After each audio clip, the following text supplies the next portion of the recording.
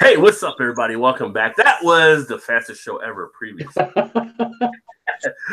Fat fingers and little keyboards do not go together. So, and little technical difficulty, but we are now back. So hopefully everybody that was watching the first time will come back here now on this one, realizing that we kind of went down a little too fast. But welcome back to what is essentially the last Beer Flow show of 2018, because next year will be 2019. Next week will be 2019, and it'll be a whole new thing taking place. And we'll kick that off with the Beer Flowies that we'll talk about in a little bit. But I am, of course, and Rob J. If this is your first time to the channel, welcome. Thank you for joining.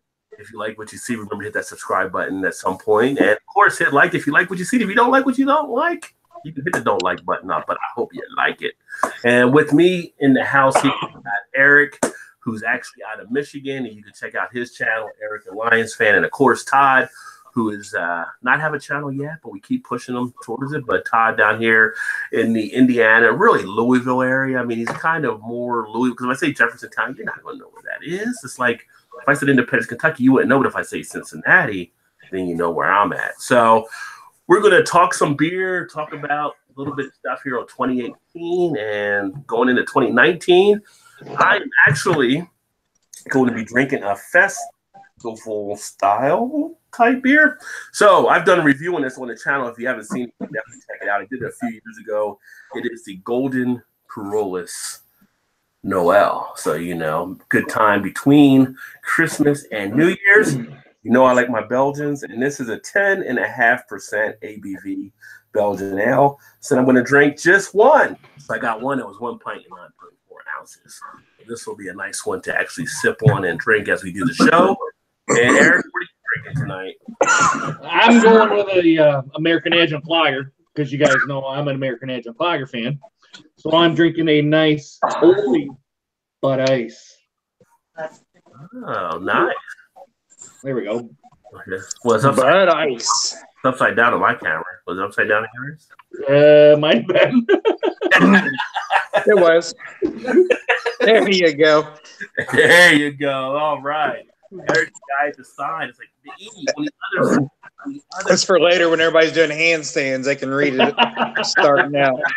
That one guy is out of the wrong area. And what are you drinking, Todd? I am drinking one that was just received today from Eric from Ellison, the Amber Ale. Oh, yeah. So is that in my box too? I don't know. Eric sent me a box. I haven't opened it yet. So I'll be doing an unboxing video, which I'll probably do and get it uploaded tomorrow. So it says drink fresh and from the can. You can drink it however the hell you want. They want you to go 5.7 ABV. It's one of the better ambers, I think. And they're out of East Lansing, Michigan. I went to the brewery and got that. I heard a lot of good things about these guys. I'm looking forward to trying the Ellison beers. A lot of good things, not just from what Eric said, but also from other people. Got a pop cork, yo. I'm really interested, but and I won't say what it is. But the one Old Nation that you sent, Eric, I'm really interested in that one. I had that one last night, Todd. It's pretty damn good, I got to admit. I mean, I know how good their IPAs are, so I'm really anxious to try that one too. I told you guys we're getting Old Nation here, right? Yep. Yeah. Have you guys got that one down in your guys' area? Have you seen it, or hasn't it distribution came down there yet? Which one? The Old Nation beers. I haven't seen them here yet, but they are on this way. Haven't seen the Brew Dog as much yet, although we're going to have their tasting room and get some more of their distribution. I've seen a whole ton of Mad Tree everywhere up here. Holy cow! Yeah, they're expanding like crazy. Are they up there in your area now, Eric? Yep. I can get pretty much anything from them. All their base stuff. It's funny. I go to Kentucky and get them in Louisville, but I can't get them. As far as I know, I can't get them here in Indiana. I mean, they skip Indiana and go to Michigan. It's just how they kick them around. I mean, we just got Cigar City coming to Ohio. They're not coming to, was it Ohio or Kentucky? They're in Kentucky. Yeah, I can get those in Louisville. Yeah. Kentucky, but I don't think they're in Ohio, but yet they're up in Illinois. Yeah. It's a weird thing, distribution. But yeah, that's why you got to have more than one store in your rotation so you can get around and check out who's getting what. But also, Merry Christmas to everybody out there, of course. So hope everybody had a good Christmas and got a chance to enjoy themselves. And Chris is in the house on the 10th. Welcome, Chris. What's up, Chris? He has said he has question mark copyright strike. Like, no, just fat fingers, little keyboard. Ethan's beer reviews in the house. Welcome, Ethan. Just hella. Eric said technical difficulties. Yeah. Fat fingers are technical difficulties. Actually, they're not really that fat. Still big. Technical difficulties. And then Cody says, happy you can make it. Welcome, Cody. Yeah, Cody, I think, has been working. A lot of times we've been doing the stream. So welcome. Glad to have you back again. Chris said, Todd's channel coming in 2019. Then Eric says, we should see. And Chris says, Bud Ice unsubbed. Eric's channel, right? Not mine. Eric's channel. Come on, man. Come on. Cody says Bud Ice is pretty good, Eric. Usually my beer of choice for a party. Yeah, there's Cody. Yeah, stick up. I think they were selling Bud Ice here for $3.49 a pack. They had all the ices like on sale, I think, at Kroger when I went over there today. I was actually debating drinking Mick Ultra tonight since I've been working out and stuff. And I'm like, that's overpriced. Yeah, is it? I don't know what usually. Here it is. Yeah. With the tall boys for like $5. I don't know. I don't usually buy the adjuncts as much.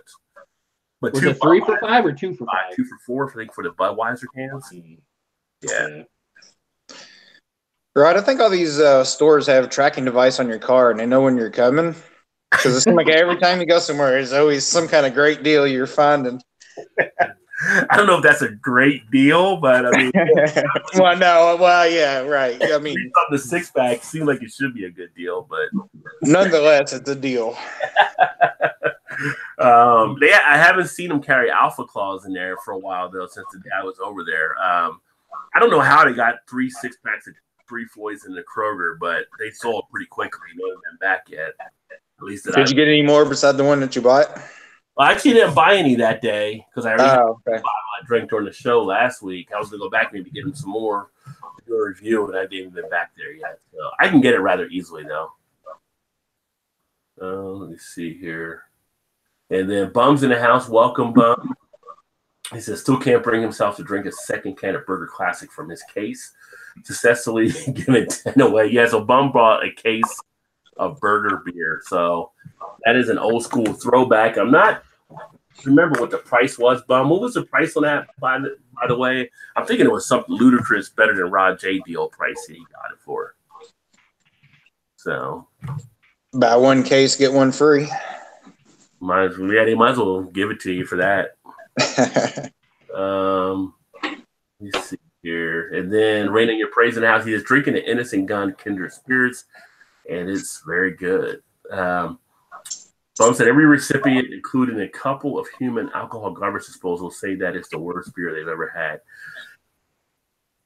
Is it the worst beer? I don't know. I can't think of if I had it back in the day or not, but I know the one I had, the Name Tag Classic Lager from Trader Joe's that was done by Minhouse, that's pretty bad. That might have been the worst beer I've ever had.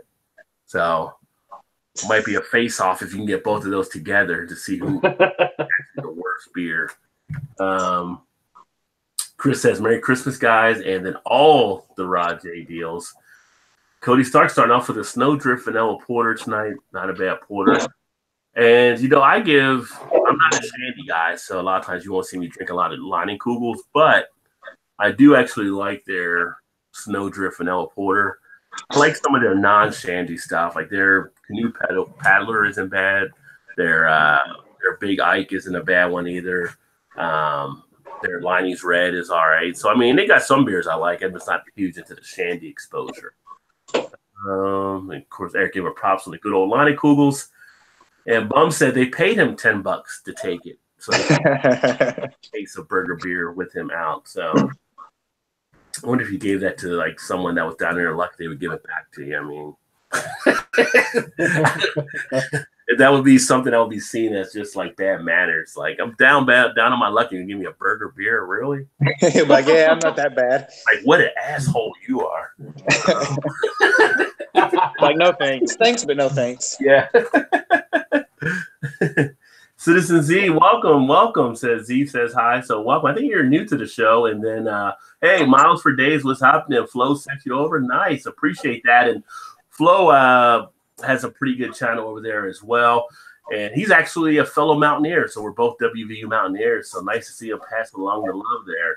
And ASAP Fishing, welcome. So Flo sent you over as well. So yeah, we're kicking back, talking some beer, drinking some beer, and I guess we'll get into some of the stuff here for Time to Stand in the house as well. He says, do you know there's a new Metallica Budweiser? Flo sent me. I did not see the Metallica Budweiser.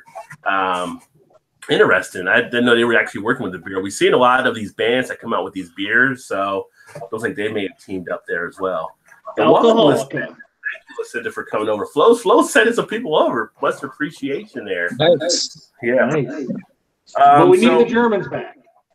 Oh my goodness, the Germans! We need Joe to be doing comments if the Germans come back. I mean, that was we were like trying to keep up like crazy. West Virginia, Miles for Day. Yes, are you a Mountaineer as well? I am as well. I don't know if Flo is a Mountaineer, if he's from West Virginia, but he wears a lot of WVU stuff. But yeah, tomorrow night we'll see what happens in the game. It'll be interesting, not having Greer, but we'll see what we'll have for a quarterback for next year. But Stills will be playing as some of the other guys. Thanks, Citizen Z. Appreciate the like and the sub, my friend. So, taking a look back, I just figured we do a show tonight kind of talking about some of the stuff happening from 2018. And Miles says North Carolina as well. So, thanks, Time to Stand. New sub, great show. Beer. Oh, yeah. Much appreciated. So, in looking back, like on 2018, a lot of different things, I guess you could say, in the beer world. We saw a few more of breweries closing, a handful of some that changed over. We had a few buyouts that took place. We saw a few mergers. Instead of some of the smaller breweries getting bought out by the big ones, the big boys, as we say, they actually merged together. So we had some powerhouse kind of some craft breweries that came together to form their own little company. So that was interesting. But some of the things I thought about over 2018, we've seen more of a healthy, almost kind of push with some of the things taking place in the beer world. I mean, I've seen a lot of people, not just people in general, but some of the other YouTubers that are beer reviewers a lot, starting to get more into the health type fit. They've been working out a lot more, and then myself kind of got motivated to get back and do some stuff. I know, Eric, you were doing some stuff as well, dropping some weight. And then I started seeing in the beer a lot of the stuff happening out in the beer world. Like right now, the two biggest, fastest growing beers have been Mick Ultra and Modelo. And Mick Ultra really for that health type purpose, where it's kind of that light type beer that people want to kind of try to be healthy along those lines. But it's kind of interesting. And there was a piece I read about one of the reviewers. He worked for one of the papers up in like the Cleveland area, I think. He's been doing it for 12 years. He actually just gave up his job because of health stuff coming from beer. So it's kind of, I think, more of a health conscious type movement that took place a little bit too. And then we started seeing alcohol seltzer waters come out. I mean, I never thought you would just people be happy over these spiked waters, but people are drinking those now. So I don't know if you guys have seen some of that stuff out there as well. If there's thoughts you guys have on some of the stuff from that in 2018. I've seen a big shift in craft breweries doing lagers. Yeah. Quite a bit of them. I can't remember which ones, but one comes to mind as Founders. But that's been out since 17, though, hasn't it? They're, what is it? The Solid Gold. The Gold. Was that 2017 or early 2018? I can't remember. It was earlier this year that it came out with that. Maybe it was earlier this year that it came out. But I'm seeing like a lot of craft breweries that normally do IPAs and stouts are starting to get into the lagers and the pilsners. Yeah. Yeah, I've seen a lot of that this year for sure. I wonder if it's just a movement to try to get more of your standard non-craft beer drinkers to change over a little bit. Probably.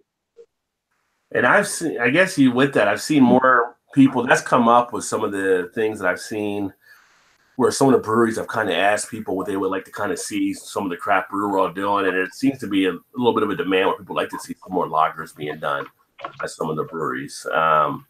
So even here locally where I'm at, I'm thinking like Braxton has something out there. A few other places here have started to deal with a little more lagers. There's also been more of a push with some more of the ciders as well. That I'm seeing more breweries actually coming out with those too, which has been so we're definitely getting some of the change in there, kind of looking to see what's going to separate some of these guys for next year. But I expect us to see more of the lager type market, especially when you see something like Budweiser sales declining, Samuel Adams decline like when they're Boston Lager, some of these other companies that outside of the light beers, some of these craft beers, they can make a solid lager.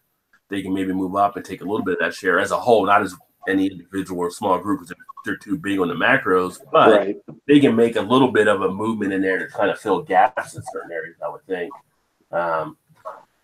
And for me, because I'm not as always a huge lager person, I have like some of the more hoppier pale type lagers. And of course, now we're really getting into like Bock season. So Bock is a nice lager as well, a lager style. So I like to get a few of those, but there's some good opportunities there. I think the big issue they'll have to overcome would be price point for those styles of beer, I think. Yeah. Even though it's a better quality and probably a better made beer, but the price point in comparison, I think could be a struggle a little bit for them. Well, the Founders Solid Gold is pretty comparable to your Bud Miller Coors and price point now. They've gotten it down to that far now. Oh, have they really? Okay, I haven't actually. I bought that when it first came out, but I haven't had it since probably. And even go ahead, Rod. No, I was going to say even that Sierra Nevada BFD, you're looking at a 19.2 ounce can of that. And I think it's like $1.69. Okay, kind of made for that type of market as well. So make a liar out of me, Rod. Why don't you? No, I'm just saying. What's the ABC? The more you know, right? So. What we're here for, to educate, right? No, but what you're saying, as far as what craft breweries have to face versus the big boys, are margins, right? So yeah, margins as the big boys do. So it does cost you more to be able to make the lager, even though lagers are cheaper to make than ales. You don't have that spread like the big companies do. So they can cut themselves a little bit, and they're still going to be able to out mass produce a lot of the smaller breweries. Yeah. Well, and then it comes around to just the quality of ingredients that you're using too. Yeah. Corn syrup or whatever type of stuff that the big guys are using for a lot of their stuff. Rice. Yeah. Yeah. I mean, that's one of the things that helps them because rice is such a cheap byproduct. I mean, to use that in the ferment and saves them something where craft breweries are trying to use more of the malts or the oats, whatever they're using for theirs, give it that craft factor. So, yeah, right. Let me see here. And that's kind of really more what I meant by that anyway. This Bud Ice is going down pretty good, I can tell you that. It looks that way. Uh-oh. Might have to go get me another pounder. Let me see here. So Gabriel's in the house. Welcome, Gabriel. Always good to see you come in. He says, hi, I have a St. Pauli's Girl beer. So I haven't had St. Pauli's in years. I mean, I'm thinking back to like the 90s maybe. Last time I had a St. Pauli's Girl. The last time I had a St. Pauli's beer, it was skunky. Wait, by a 6-year-old beer again? For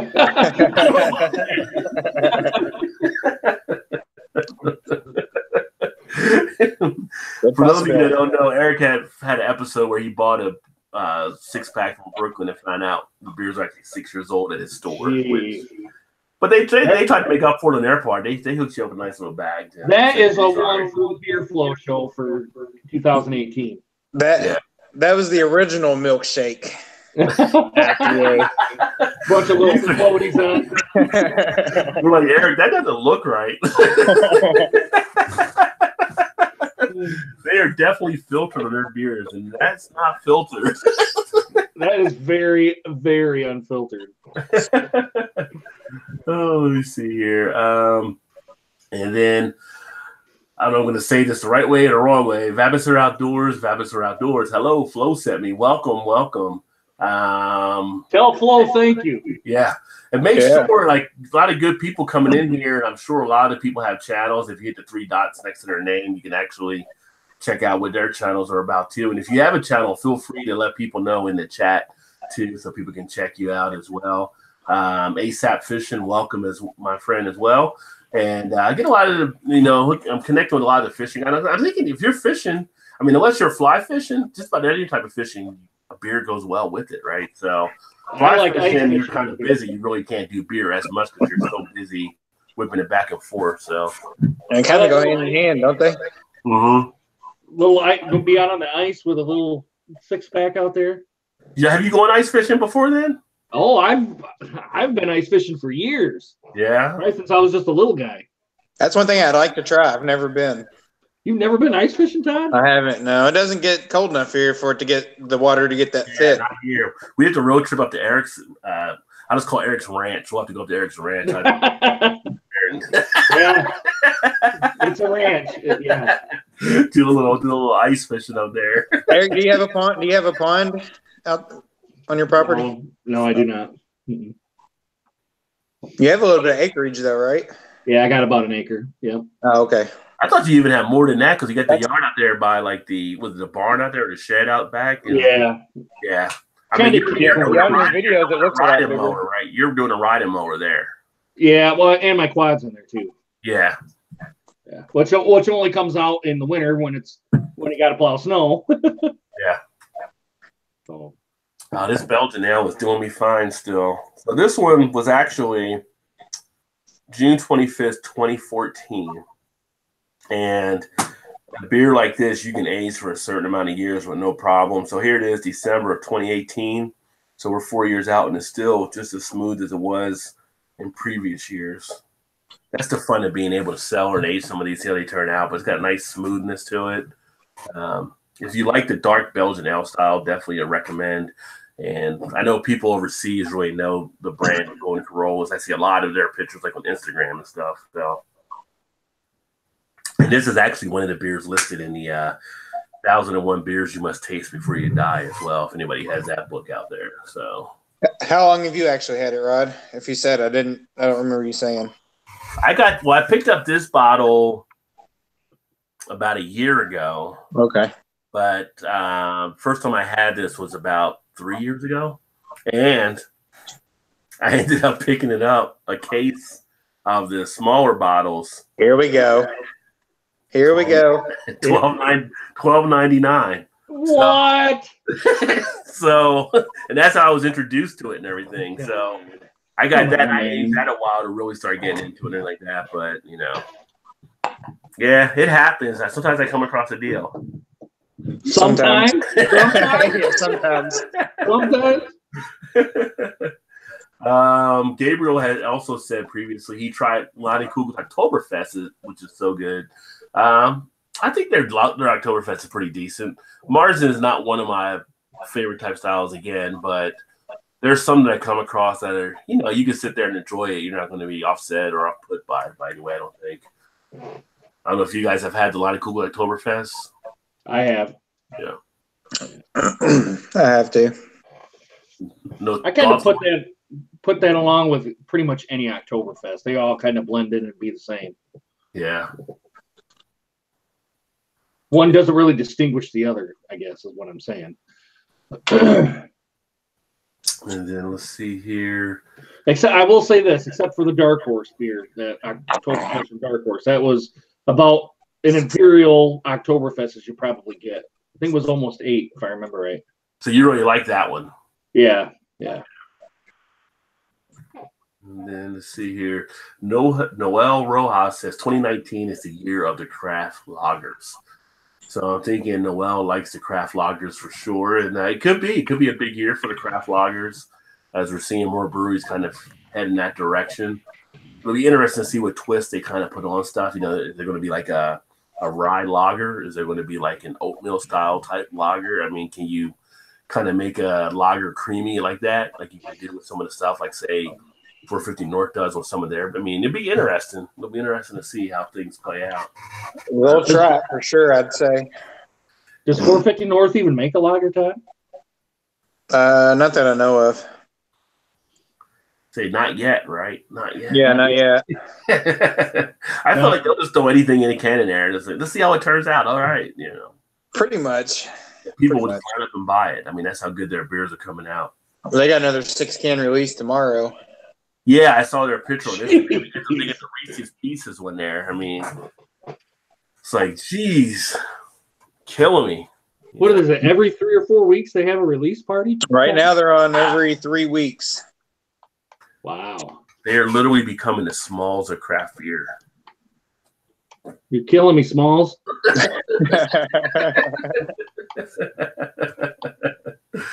Eric, I can't wait to see you try the slushy one, XL, the blueberry. Well, I did the one for the blackberry. I just haven't. The blackberry. I've done it, and let me tell you, spoiler, it was amazing. And I did the other one for the strawberry one too, but I haven't gotten that one uploaded either. So yeah, those are like drink fresh. So I did those. I got like 20 something videos in my queue. So I want to get stuff flowing again to get more of the reviews and stuff back up. So I'll work on those probably this weekend to get those set up. So what you're saying is we'll see that video sometime in June this year? Not that far out, but Are they already uploaded? It's just a matter of turning them on? yeah, so I did the video of them, and then what I'll do is I'll take the video and then I'll condense it down just to see if I want to edit anything out before I upload to YouTube. So I do it on the iPhone using the Movie Maker, which I just found out I can actually do different things in editing, which I didn't realize, which would have made things a lot easier. So I got stuff on there that I did previously. I'll check out, and if I want to do like some type of musical score to it or something like that and everything, then I'll do that through either Windows Live or through one of the video programs I have on the computer, and then I'll just upload it from that point. But it's just finding that time. Plus, since I've been working out again, that's been taking like an hour or two out of the day because I usually work out like every day now. So yeah, just trying to get all timed in there. Always moving, always doing something. Pam's Great Outdoors Adventures. Hey, Flo sent you to teach me about beer. She said bear, but I think she meant beer. Wait, I forgot I don't drink. Nice to meet you, friend. So yes, welcome.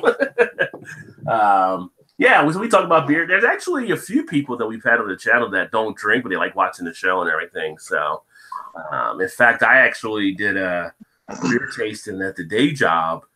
Some of the people that wanted to sit in weren't beer drinkers, but their spouses were or significant others. So they wanted to sit in and learn about it so they can educate them as well. So everybody's always welcome.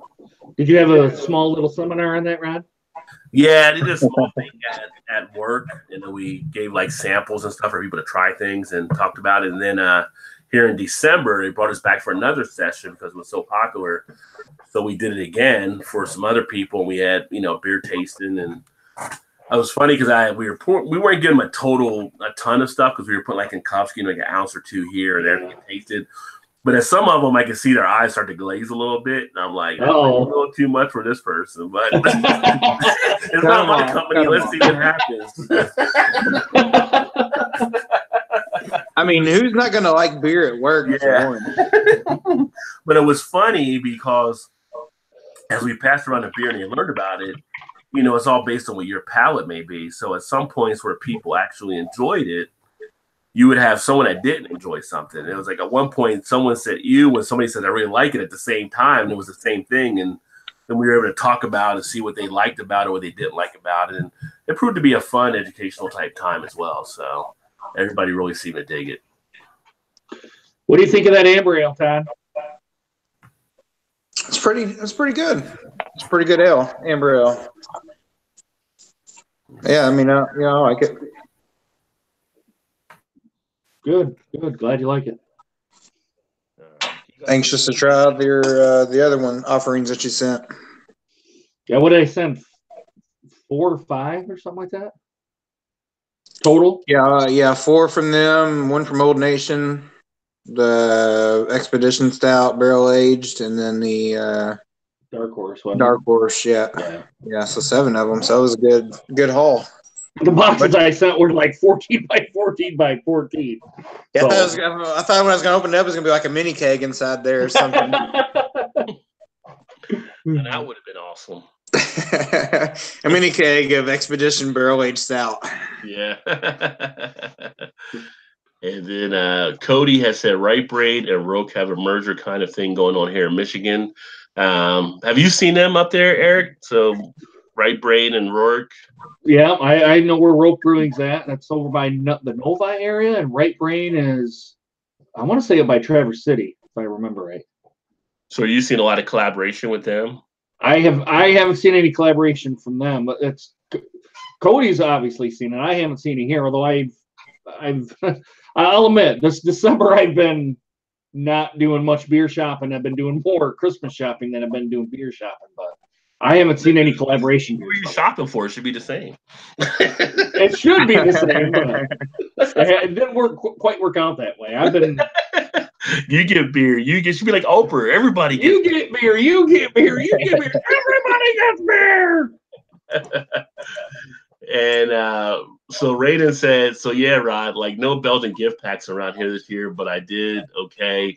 I have Golden Drop pack from last year that I put away, did the Delirium lineup with the glass I found at Goodwill. So that's pretty cool. So Raiden had saw where I picked up this little Shoof gift pack down at Party Source, and he's kind of like, should have got two and sent me one. So I haven't been back over there. I'll probably go to Party Source this weekend because they'll be doing stuff like, to clear stuff out, to get new stuff in probably. And usually this time of year is pretty popular in the gift packs and Party Towns and other places we have that they'll have good deals. I'm seeing they're dropping the prices recently on the and I haven't seen it here, but other people have been posting it. The Dragon's Milk, the s'mores with the two glasses.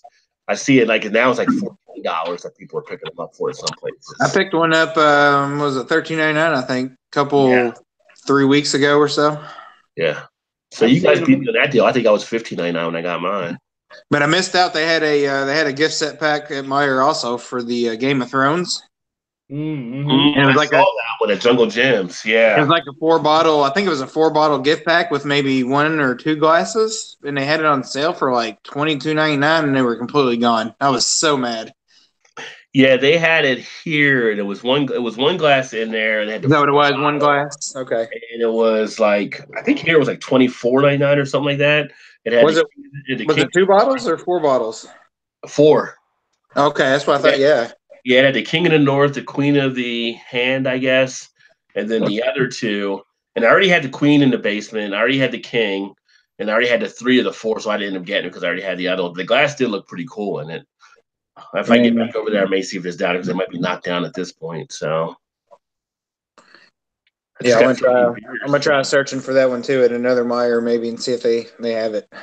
Yeah, Eric does Meijer where he's at. I don't really do Meijer here. I should check them out to see just what they have in there. I got I don't know how many Meijers between me and about the 4 towns. I think 1, 2, 3, 4, 5 Meijers in a 30-mile radius. Yeah. Hey, Rod, do you get is Oma Gang in Kentucky? Yeah, we got them in Kentucky. Okay. Yeah. Well, I got it before here. I think it was in Kentucky. I got some at Jungle Gyms in Ohio, but I think I did get some in Kentucky as well. Or you're like me. I've got them at Depths before. You're like me right there on the river. It gets confusing as to maybe I do get them over here. Maybe I got to go to Kentucky to get it. I can't remember. It all starts blending together after a while. Yeah, I almost did a run the other day to my Indiana store that I have over in Lawrenceburg just to see what they had over there because they'll get stuff from the Indiana side of things. So kind of having all 3 states in this little area makes it nice for a beer place. Now, how far is that for you? Like 20 minutes or something? Yeah, like 25 minutes past the airport. That's not bad. No, I mean, I can run a loop around stuff. Funny thing is around here, like some of the gas stations are some of our better places as well that have tons of craft beer in them. So in Ohio. Yeah, we don't have many places like that around here. It's either, for the most part, like Meijer, as far as like grocery stores goes, is probably the best selection for that stuff. Like our Kroger's here don't get hardly any craft stuff. I know your Kroger there gets a bunch, but we really don't get anything here like that. So it's either a bottle shop or Meijer for the most part. Yeah. Yep. Same with us, Todd. Same with us. But Rod's always going to Kroger and finding like Bourbon County and all kinds of shit. That is Kroger. Have you guys seen the CBS kind of come down in price? CBS or CBS? Oh, CBS. Yeah. I think that's, we don't have CBS really doing beer. I haven't even looked for CBS. I just tell you the truth, it's like not even on my radar. I've seen it on shelves here. I just haven't looked what the price is. We've got those shelves hanging out. Yeah, it's starting to drop the price because it's not moving. Well, Yeah, the last time, let's see, a couple weeks ago, I was at our local liquor store, and they had like 3 cases just stacked. When you get a big backer behind you, you're going to start to mass produce at a certain point. You're going to find a saturation point. That's my belief. So, yeah, and I think they have with that for sure. Yeah. And like, and with us having so many good breweries here, it's like most people will look at like, do I really want to get that uptick? I mean, if they're a diehard founders type person, they might, but we got other breweries here doing some good bourbon type stouts anyway. It's like, yeah, this one's just as solid as that. So depends where you're located at too, and what you're used to, I guess. Raiden says, oh no, that was the last one I did. The thing moved on me. Kip from Kip said Florida Hillbilly sent him over as well. Welcome, Kip. Appreciate it.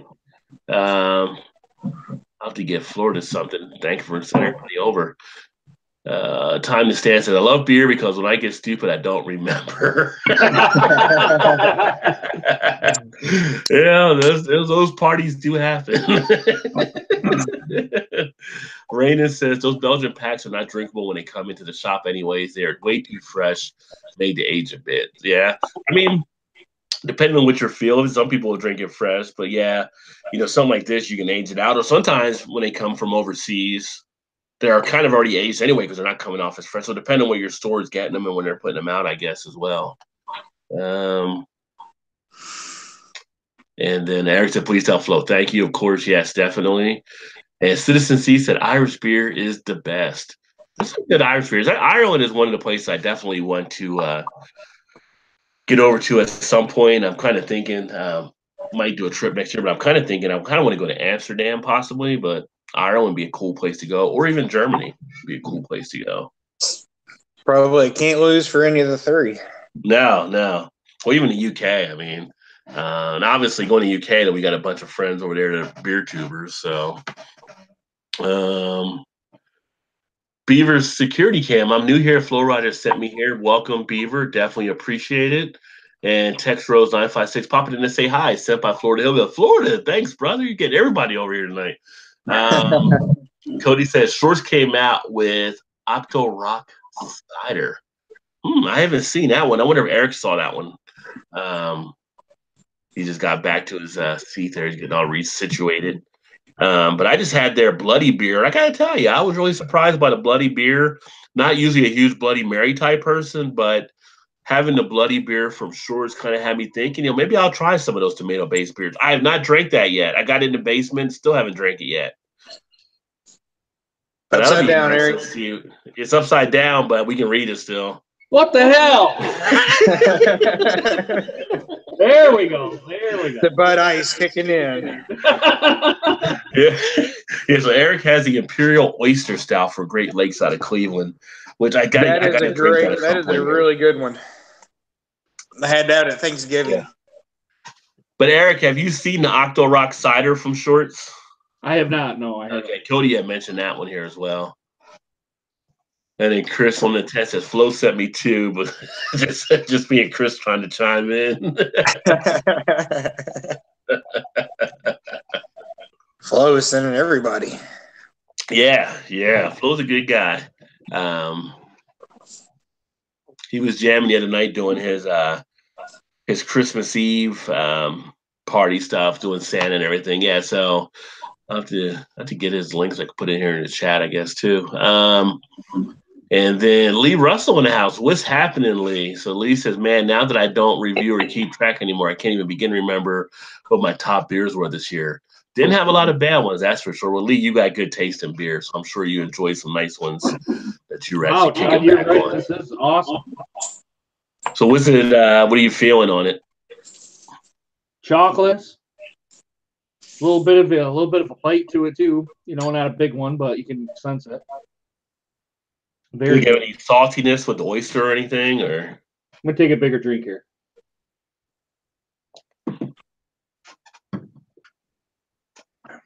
Yeah. Yeah. For sure.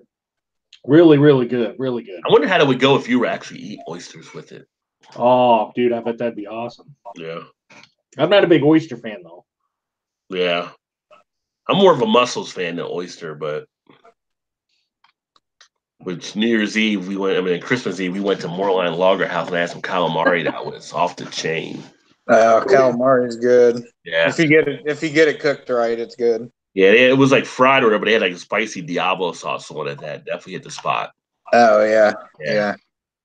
Cody says if it's upside down and you can read it, you haven't had enough beer. Good one, Cody. Good one. Yes, let's see here. I'm Hooked TV says, "Hey buddy, ring the bell for you and hit the thumbs up. Flowrider sent me over to check in. Spreading the love, bro. Appreciate it. I'm Hooked TV. Appreciate it." And Citizen Z said, oyster stout and O'Hara's Celtic stout. So he had, I wonder who's the oyster stout that you had, Citizen Z, if you're still there, that you drank as well. I don't know if it was an Irish beer or a different one. Beaver Security Camp said, "I would stay, but Flo is on. I subbed you though. I'm interested to talk to all of you. Thank you for having a beer show." Thank you, Beaver Security. Definitely appreciate you swinging by. And I'll go back here and check out all you guys that are subbing in too, because I'll hit the dots when I'm done here as well, so I can sub to your guys' channels and see what you guys are all doing as well too. So appreciate it, and we'll pay the love back, of course. Tex Rose 956 popping in to say hi, sent by Florida Hillbilly. Thank you, Tex. And let me go back down here. My thing keeps scrolling. Florida Hillbilly sent me new sub. Thank you, Bayou Bandit. Much appreciated. Hopefully you got some good seafood down on the bayou down there where you're at. Cody Stark, Founder Solid Gold is very good. They're coming out with a 19.5-ounce can of it too. So they're going to be going to Sierra Nevada route and getting that kind of out there, which, if you're out there on a warm day, because I think of some of these lagers and stuff, like when I do like to really enjoy them, if I'm going to enjoy them, it's like, late spring, summer, get a 19.5-ounce can, you can easily throw down. You're not going to get too heavily buzzed on. It's a nice little thing to get. Skyhawk 56, yo, just up to you, Florida Hill. Thank you, brother. Appreciate it, Skyhawk. Cody Stark can get 2 25-ounce Bud Ice for $250. Nice. So he's talking about better than Rod J deal. Cody Stark's out there getting deals nowadays. One up, yeah. That's hard to do. Skyhawk 56 will be back later on. Flow live now. All right, brother. Appreciate it. Rain or pray, where's that bitch average Joe? So Joe is actually MIA once again. We kicked him off. Yeah, we're looking for a replacement right now. We are taking resumes. He is actually at a bottle share with a few of his local buddies, so he's getting lit right now. You'll probably at some point see him chiming in the comments. He seems to always do that when he can't make it. So I will give him a shout out real quick. I'm drinking one that he sent me in the last package that he sent to everybody. Was that Upstate? Yeah, Upstate Thin Man Brewery, the Mana Tahitian Stout, brewed with vanilla and toasted coconut. Nice. 8%. Pretty tasty. Did he say Eric coconut? Probably not, right? No, yeah, he better not have. That probably wasn't in Eric's package. I haven't got my package yet from him. Joe's thoughtful though. Joe tries to match up knowing from people and stuff. Although if you sent Eric a mystery beer with coconut in it, that would be hilarious. That would be classic. I look right at the camera like there's coconut in it. But Eric said Cody loves his Bud Ice, LOL. On the 10th, I'm sorry, I forgot to say Chris is now off the 10th. Off the 10th, yeah. So he has a new channel, shameless plug in parentheses. So off the 10th. And if you haven't seen Chris's channel, he does various beer reviews. He has this thing called the Mood Quickie, where he does a quick little, I don't know, maybe 3 to 4 minute type blurb on something on the beer. And then he has other stuff he'll do, like vlogging and stuff too. He's up in Canada, so check him out. Some really good stuff, really entertaining. Probably one of the more crisp videos I see on here, like with his camera work and stuff. I mean, he's pretty much like glass. I mean, if you were a bird, you would fly into the computer screen. That's how clear it actually is. So And Miles for Days had laughed a little bit ago there. And I'm hooked TV. Beer goes with everything. I like your thinking. I'm hooked with TV. I like it. And then Lee Russell at Rain on Your Parade. Joe must be trying on his uniform. So that's like a standing joke that Joe has a uniform for everybody watching there too. Cody says that an Eric Elias fan, Budweiser has some pretty good consistency in their products. Yeah, they're consistent because you got to be macro. You have to have everything come out the same. You know, with craft breweries, you expect things to be possibly a little different because of the way it's done, temperature elements. There's things that can change up what that might be from one year to the next. You look at the Bourbon County Stout, each year is kind of a different thing that affects even the base variant. But yeah, they're pretty consistent there. And Eric agreed and said they do. He also likes Bud Light Premium, but that ain't light. I thought you said Bud Light Platinum, not premium. Sorry. Yeah, but are you saying platinum you like or premium? Platinum. You like? Well, you premium's like good too. You like premium? I like pretty much anything AB InBev brings out. Which I'm gonna get attacked. I'm gonna get attacked.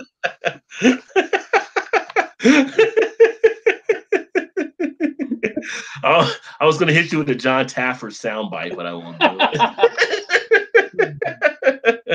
No, I mean, I didn't know there was. I was going to say I didn't know if there was a premium or not, so I didn't know if that was premium or if you're talking about platinum. The Budweiser. Oh, excuse me, it's Budweiser Select. Yeah, Select is like the 55 calorie one. Yeah, and then they got a 99 calorie one. Yeah, and then they got the Budweiser Platinum or Bud Light Platinum. Bud Light Platinum. Yeah, but it's like 6% ABV. Yeah, it's their malt liquor part.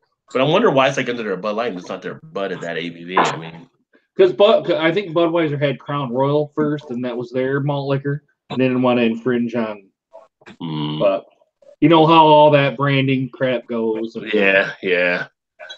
Let's see. Cody Stark, I like it. He said next beer for me tonight will be a Bell's White Winter Ale, one of my favorites. I do like the Bell's White Winter. Got a case of that before for $12.99 too. Shocker. I mean, Todd, you got a deal when you went over there with me when you came up. You can't really complain. Oh, but I can. You were actually pretty tame because you could have cleaned up with some stuff there. Yeah, I could have. You gotta have some containment every now and again. Yeah. Moderation, right? You gotta. That's right. Yeah. Cody says, "LOL, Bud Platinum is a malt liquor that markets to the people that are in their early 20s." Yeah, it's got like the club look on it with the blue bottle. I mean, I still like it. All right, give me a break. Eric is the old guy in the club. Whoa, deal. Time out. God. Oh, we went to New Orleans one time when we were on a trip and we were out drinking at one of the places, and one of the guys fell asleep in the club, and everyone to fall asleep in the club. Everybody's taking photo ops by him and everything. Like, dude, you need to go home. Elbow 88, it's been a while. Welcome back, my friend. He says, cheers, guys. Happy New Year. Good to have you back again. Cheers. And, cheers. Cody said Elbow. Happy New Year as well. And Gabriel says, I love Bud Ice in 32-ounce bottles. Ooh, the quart bottle. Gabriel's going hardcore with it. Go big or go home. Cody said Bud Ice does tend to skunk in the clear bottles, though.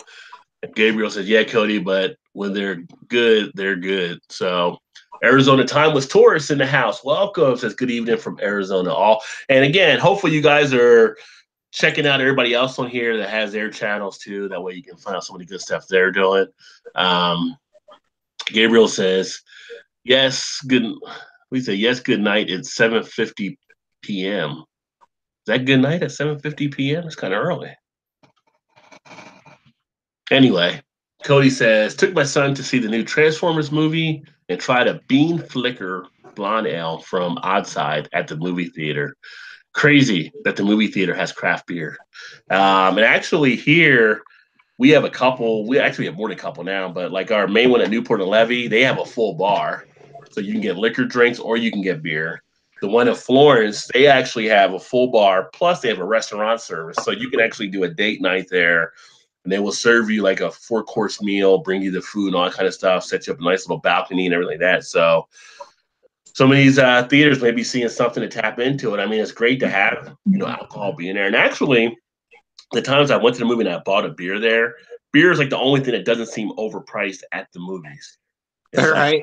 Yeah, as I'll get it's probably like a 28 ounce, might be a 32. It's kind of in a larger size that they give for a mug of beer, but it'll be like $9, right? So that's like going to a baseball game or a football game, which you're actually paying.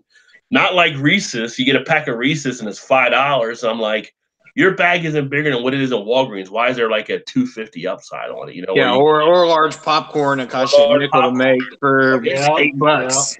They have those little deals that say you get a hot dog, you get a drink, and you get like chips or something. It's like, oh, it'll be $12. What? You get one hot dog and you get it's like there better be some weed in that hot dog if I buy a hot dog, sir.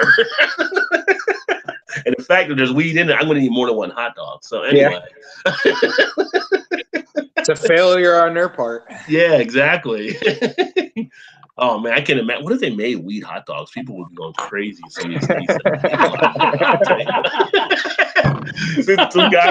Some guy comes out, dude, there is weed in the hot dog. And you're like, do you even know, do you still put mustard and relish on there or what? I mean, do you need to top off a weed hot dog, or you just put on the bun and you roll with it? I mean, hell yeah, you do. What's the condiment for a weed hot dog? They'd be like, no wonder I've ate 10 of these. I just wonder why I keep getting hungry all the time. Do you even need the bun?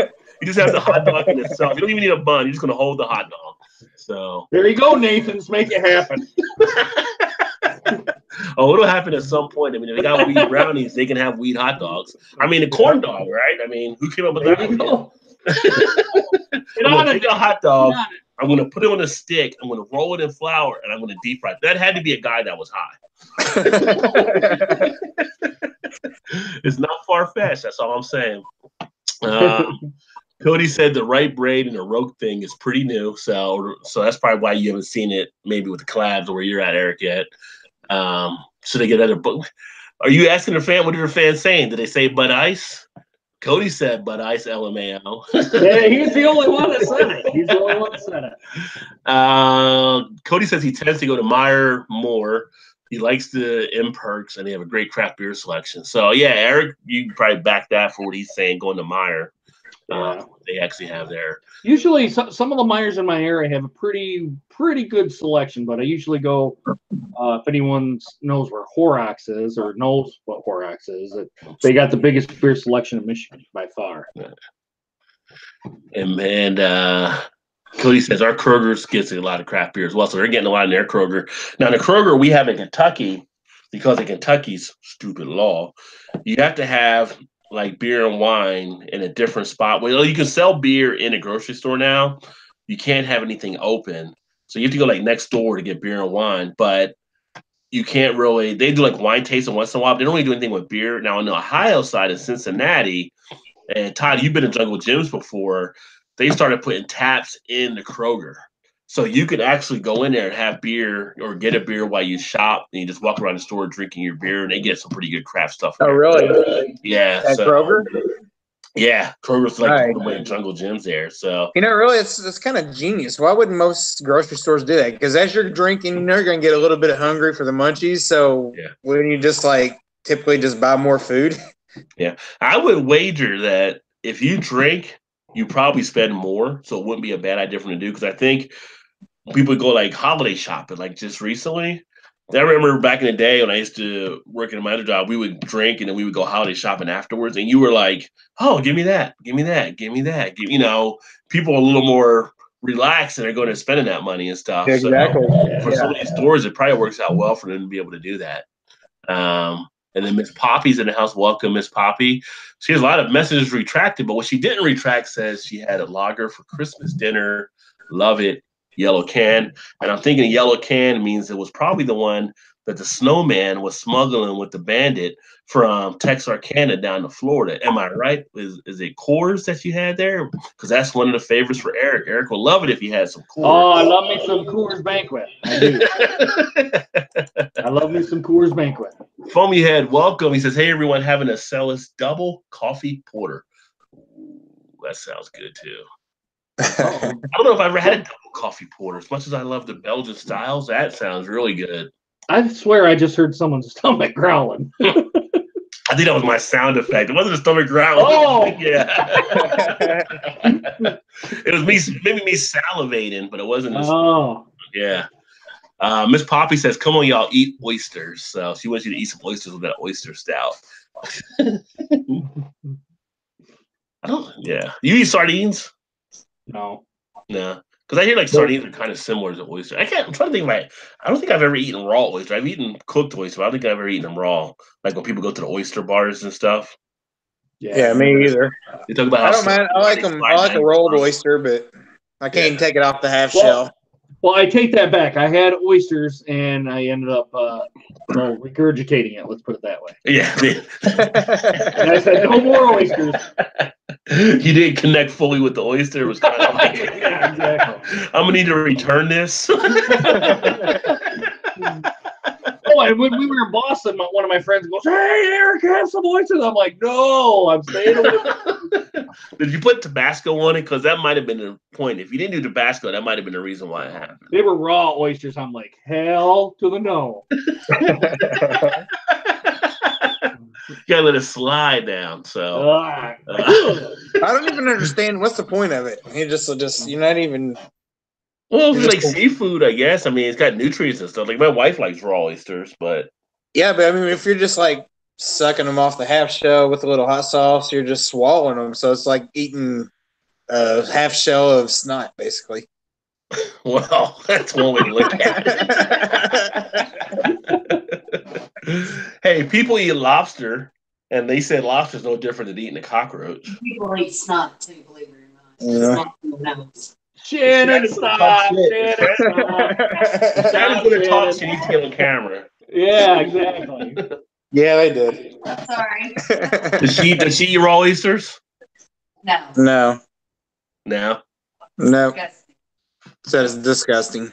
Yeah. It's I don't know. I mean, I can't knock it, I guess, because I've never really tried it. It just isn't very appealing to me. Yeah. I mean, I do like a rolled oyster is not bad. You know, fried oyster or whatever. It's not too bad, but it's still a little gritty and grainy to me. But one of the shows I watch occasionally is American Pickers, which I like, and one of the episodes. I don't know if you guys ever watched it, but Mike, the skinny guy, bet Frank that he could do 72 oysters in the sit-in, and he knocked them all out too. But he was getting groggy at a point, but he worked his way through it. So. Dang. He didn't get sick after all that? No, he kept it all down and everything. So wow. Wow. Frank lost just shaved his beard. So Frank always had a beard in that show. So it was funny. I definitely couldn't do 72 oysters. I could barely. That was the bet, huh? If he finished 72 oysters and kept it down, 72 oysters. He would shave his beard, yeah. Then he came out. It's funny because he shaved. He looked like a Mario brother when he came out. Like it was like a little white hat on with the M. You'd have thought he was Mario brother dressed up. Mario or Luigi? Mario, right? The one with the mustache. Did they both have a mustache? I thought one was red. It was the one in red. I'm thinking. Yeah, I think so. One's red, one's green. Other than that, I think they both look alike for the most part. Yeah. I never did much of the Mario games after Donkey Kong. It was like Donkey Kong was probably where I pretty much love. I know a lot of people did the go-kart and other stuff with them and some of the other games, but I like me some Super Mario Brothers. Yeah. Yeah. I like them both. I like them both. Speaking of Donkey Kong, right? Have you ever watched the going off topic here a little bit? Have you ever watched the documentary? It's called King of Kong. No, I haven't seen that one. You should watch that, especially if you like Donkey Kong. I mean, that's what it's about. So, like, this dude that actually beat Donkey Kong, I think, like, maybe for the first time, that actually got to the very end. Yeah. And then who is it, Konami or whoever makes it, never did finish it because they never realized, back then you put the quarters in, nobody thought they would actually make it that far. Yeah. Well, he studied the game so much and figured out all the patterns and stuff, and he actually got to the very end where the board just goes like haywire because you can't go any further. It's like the ending of Holy Grail. Like, what the hell Right? happened? Yeah. They're like, Now we you ran out should of check. I money, think so we stopped here. it used to be on Netflix. I don't know if it is anymore or not, but it's called The King of I'll Song. check. It's interesting. It's actually pretty interesting. Well, I'll have to check and see on that one. And then Chris has said, thanks, Ryan, when I gave him a shout on his channel. And he said, I'll sub to Eric again. LOL. Eric's like, dude. Miss Poppy says, where is the guy with the beige cap? And I think that was Joe. Joe is actually not here this week. He'll be back next week. He's actually at a bottle share. He's our Nike endorser, so he always has his Nike. We are sponsor free tonight, so.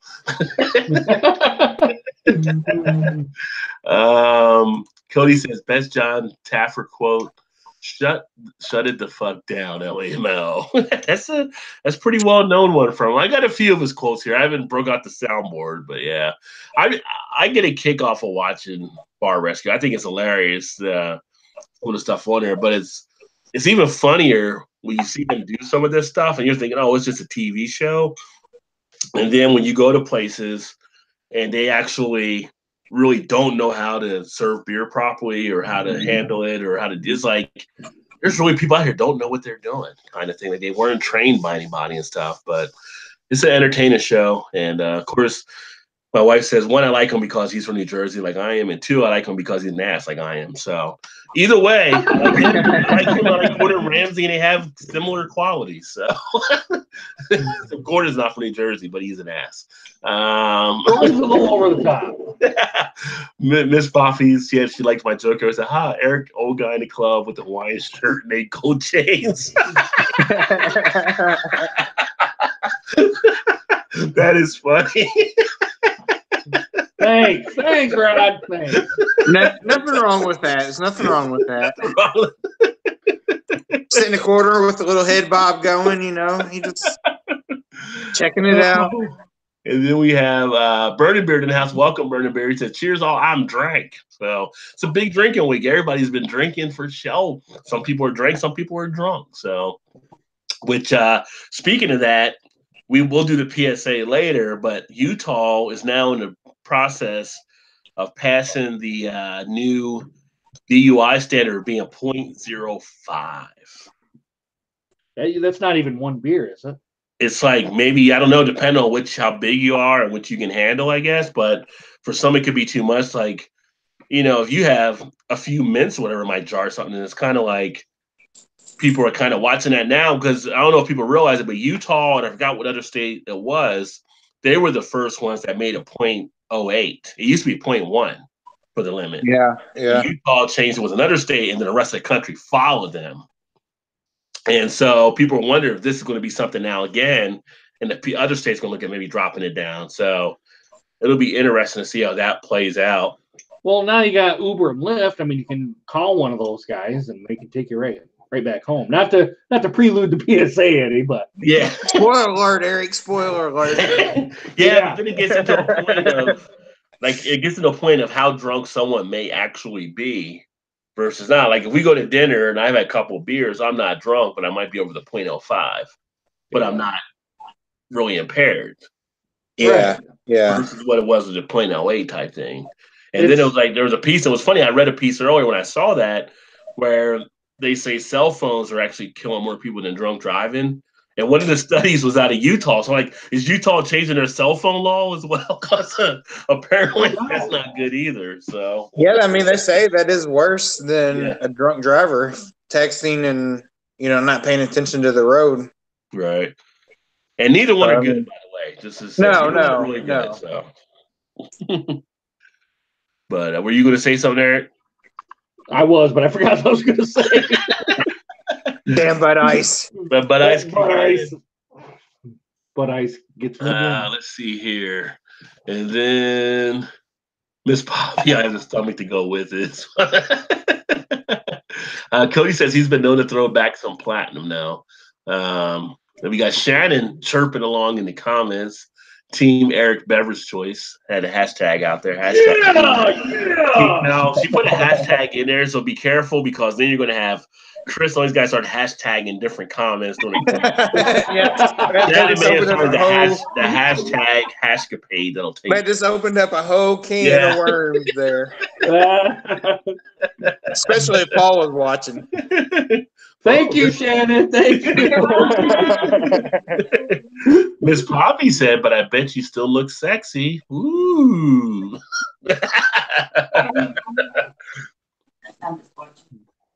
And drink like a champ. There isn't a beer you don't put in front of me that I'll probably drink. Burning Beer said, chill, Miss Poppy. I'm always, and he says, I'm always sexy, LOL. Yeah, but you ain't on the Rajay BeerVentures. Cody says $6 for that bean flicker he got with a frown face. So you got to pay up a little bit for some of these. Was it a $6 for a can, like a 16-ounce can you got? Because some of your pint cans will definitely be up there. I think, like you look at Against the Grain out of Louisville, you'll pay up on their cans for stuff too, like down where Todd is. They upcharge you guys for that?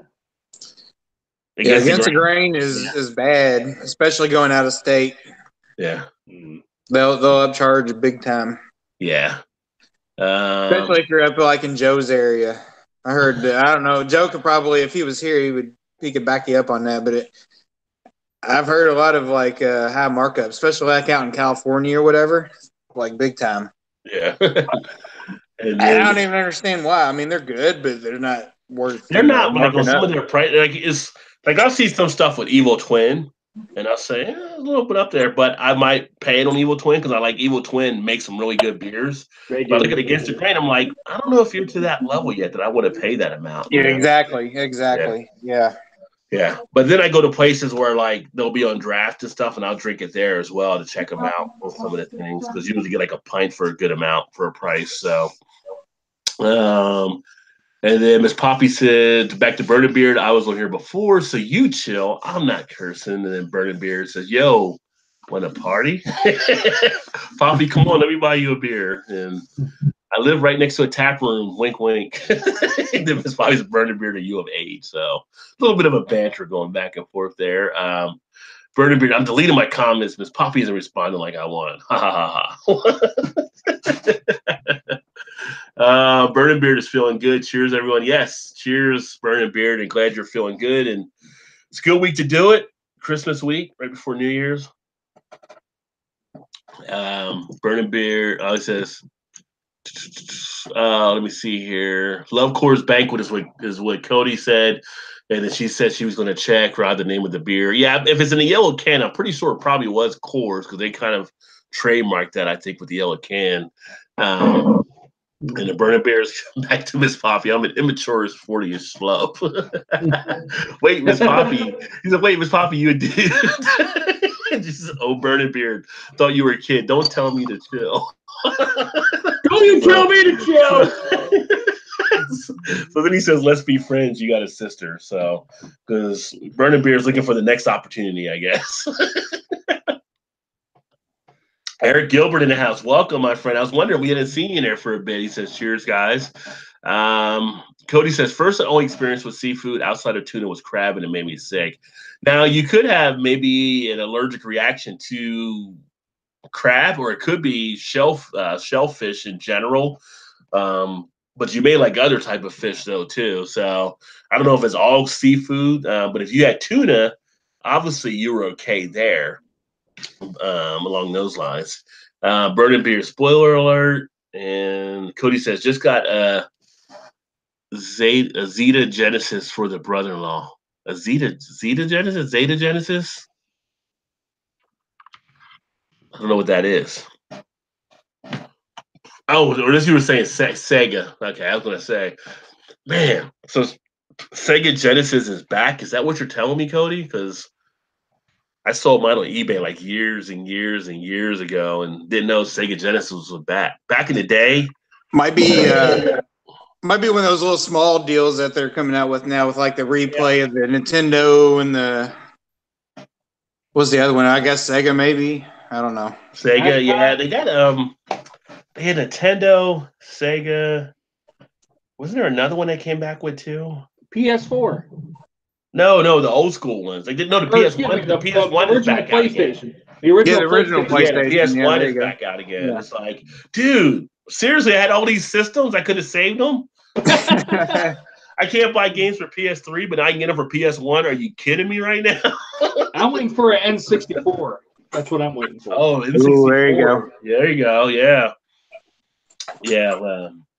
But yeah, back when Madden first came out, it was really the Genesis system that got that to take off. I mean, and back in the day, I mean, it got brutal. I mean, to a point when by the time we were in college, we'd actually have one of the football players' floors. They called it the Bone Dome, and you literally had to sign up on a sheet to register to play people. And it got serious. Like people were wagering all kinds of stuff. I mean, and it was like something would happen. You'd almost have fights breaking out sometimes. It was like so crazy. So yeah, that was like the first game that was kind of like crack.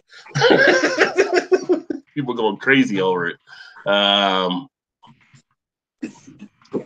And Lee said the King of Kong is great. Now, Lee's a great movie buff because he sees a lot of these good old movies. So he said that was a great film as well, Todd. All right, yeah. There you go. And then Eric Gilbert says, nice Golden Corolla with Noel. So he knows what I'm getting down with tonight. So yeah, it's very nice. Cody says Gordon Ramsay is hilarious. I think he's pretty funny too. And some people get upset how he yells at people. I'm like, well, people just did what they were supposed to do. I mean, could you imagine, like, there's some days when you're at work where it's kind of like you would love to be able to go Gordon Ramsay or John Taffer or somebody. You know, you can't usually, but you would like to, and it'd be out of your system and you'd be done. And you'd move on. I mean, walk around the office, just shut it down. Just yelling at people, doing whatever. Where are you, stupid? Yeah, might be your last day in the office, but you would feel good. Oh, I was wrong. Miss Poppy said very good. Had a can. It was no aftertaste or fulfilling. It was actually the Land Shark lager. Oh, Land Shark. I haven't had Land Shark in a long time either. Hey, there's a beer review for you, Ron. Well, Land Shark is actually, I see that as some of the Mexican places, like some of the, not the real Mexican restaurants, but kind of the American Mexican restaurants, because they can go well with some of the Tex-Mex type food. I like a Modelo when I'm eating Mexican. Yeah, the Modelo or the Dos Equis are both pretty good. Well, you have the Dos Equis Amber and you have the other one as well, but I like the Amber more. But the Modelo, I like to have that if I'm going to do something like that. Now, if they have an IPA available, then I'll drink an IPA because that goes well with spicy food too. But usually it's one of the Mexican beers that I'll have. Eric Gilbert says Joe is at other half swingers party. So wow. If he's at the other half swingers party, you better get us some good beer to send. Exactly. Don't care what you got to do, Joe, but you get that other half beer. That's right. Yeah, ain't nobody hating. Just do what you got to do. We're not passing judgment at all. That's right. Oh, Cody said it was $6 for a 12-ounce for the beer he had gotten. So, but if you're getting it and you're out, that's what you might pay at a restaurant unless it's like happy hour or something like that. Now, if you picked up a 12-ounce in the store for $6, that might be a little steep depending on what your feeling is of that beer. My keys are clicking away. I'm typing. Oh. Burning Beard retract all comments. So he's going through the different stages of having a buzz right now. Well, okay, wait a minute. What are the stages of a buzz? Well, it's like you get the buzz, you get lively, you get lit, you start saying stuff happening, you're having a good time. Then you realize you may have went too far at a certain point, so then you start apologizing, start taking stuff. And then it's like you're a little hungry, and then you like at some point you'll pass out, and then you'll wake up the next day and you start asking your friends what you did the night before. He's like halfway through the stage right now.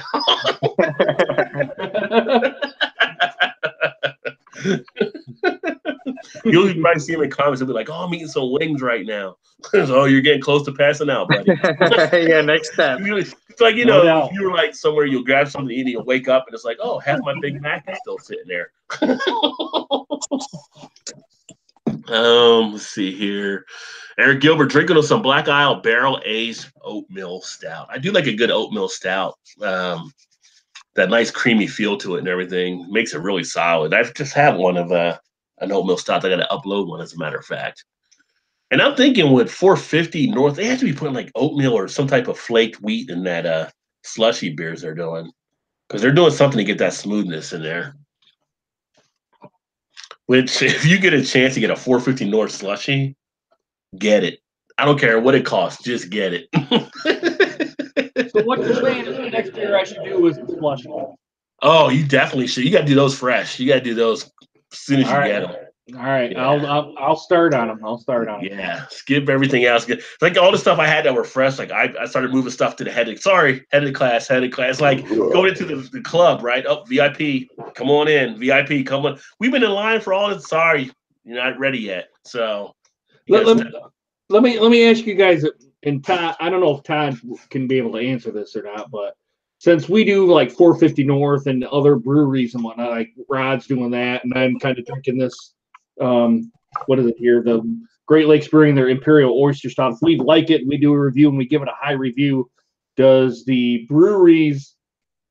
I'm not going to say they come back and they say, "Hey, nice review" or kind of whatever, but do they take our comments and try to make the beer better or keep it the same as, or they try, if it's a bad one, they try to make it better for the mass majority of us? Or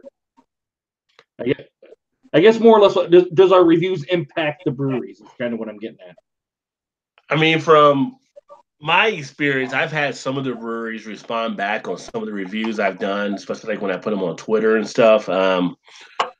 Everybody I've had has been pretty much positive overall. I mean, we went to, and Todd knows Mile Wide, right? So we went to a dinner that Mile Wide did at the place Depths here, and we went to the beer reviews. And I was talking to one of the owners about it. He's like, "Oh yeah, I saw your videos on YouTube," and I had done one. I think it was the first Mile Wide of Catalina Breeze that Todd had sent me. Mm-hmm. He's like, we really dug what you did out there. We've been checking out the videos, stuff like that, and everything, and it's all positive, and I had really good feedback. And I had one that I had done with one of the other brewers, I think it was Arbor Brewing out of Michigan.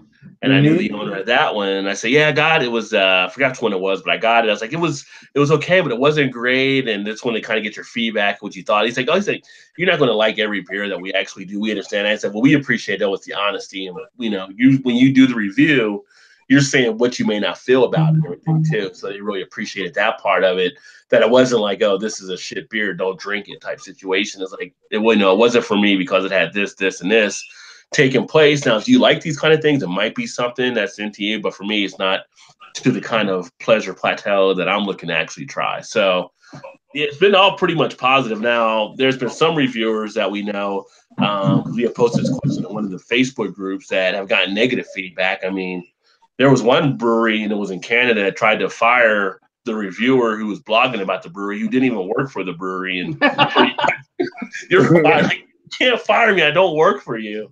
And then, we all know, like we know Dan, he had the thing that he had, and one of the breweries said, don't quit your day job, kind of attacking that. And then all the kind of the beer reviewers kind of responded back to them, and the guy ended up apologizing for the comment he made. But I haven't had any negative feedback at all from stuff. I tell them, and they send me stuff. If they send me something, I'll tell them I'd be more than happy to look at it. But I understand I'm going to give my nice, honest opinion of it, all kind of stuff. And I was, yeah, we've seen what you do. Yeah, we definitely appreciate it. So that's fine. So, well, anybody in their right mind should actually take that and run with it to get themselves better, because they're taking, even though it's maybe one person and yourself, but it's a true opinion and not maybe what they want to hear. That's not going to make them better. If they really truly strive to be good, they should, they should embrace that, even if it's a negative thing, Oh, they can only get better, from that, in my opinion. Right. Yeah. Don't take it as a nod. Take it as constructive criticism. Right. Yeah. Exactly. Yeah. And it may not be up your alley, but so be it. It's your opinion of somebody that maybe doesn't, lean towards that style of beer, whatever the case may be. But it's an honest opinion that they, maybe they can go look back and go, hey, maybe we can do this a little bit different and make it more appealing or better for everybody, Right. And you think about it, if you're like working at a brewery or you're, people around you, you're the owner, a lot of times, like any other company, most of the people are going to like the stuff that they're putting out or they're doing. Because, like if you walk around a company, you say, what do you think about? Oh, things are great. But I was like, you're not going to tell your boss things are off. So when you get those outside type views, a lot of times I think they're appreciated because it's not someone that's actually obligated into that company on something. So I think that all kind of makes a difference there. Let's see here. And Cody said, tearing it up on New Year's, LOL. So I guess you got some big New Year plans. Got the holiday rotation at the hospital this year. So you're working for? Are you working for New Year's then? You got at the hospital, or are you working this week for the hospital, getting ready to tear it up for New Orleans for New Year's? New Orleans, man. My mind's on New Orleans right now. That's a good place to party at.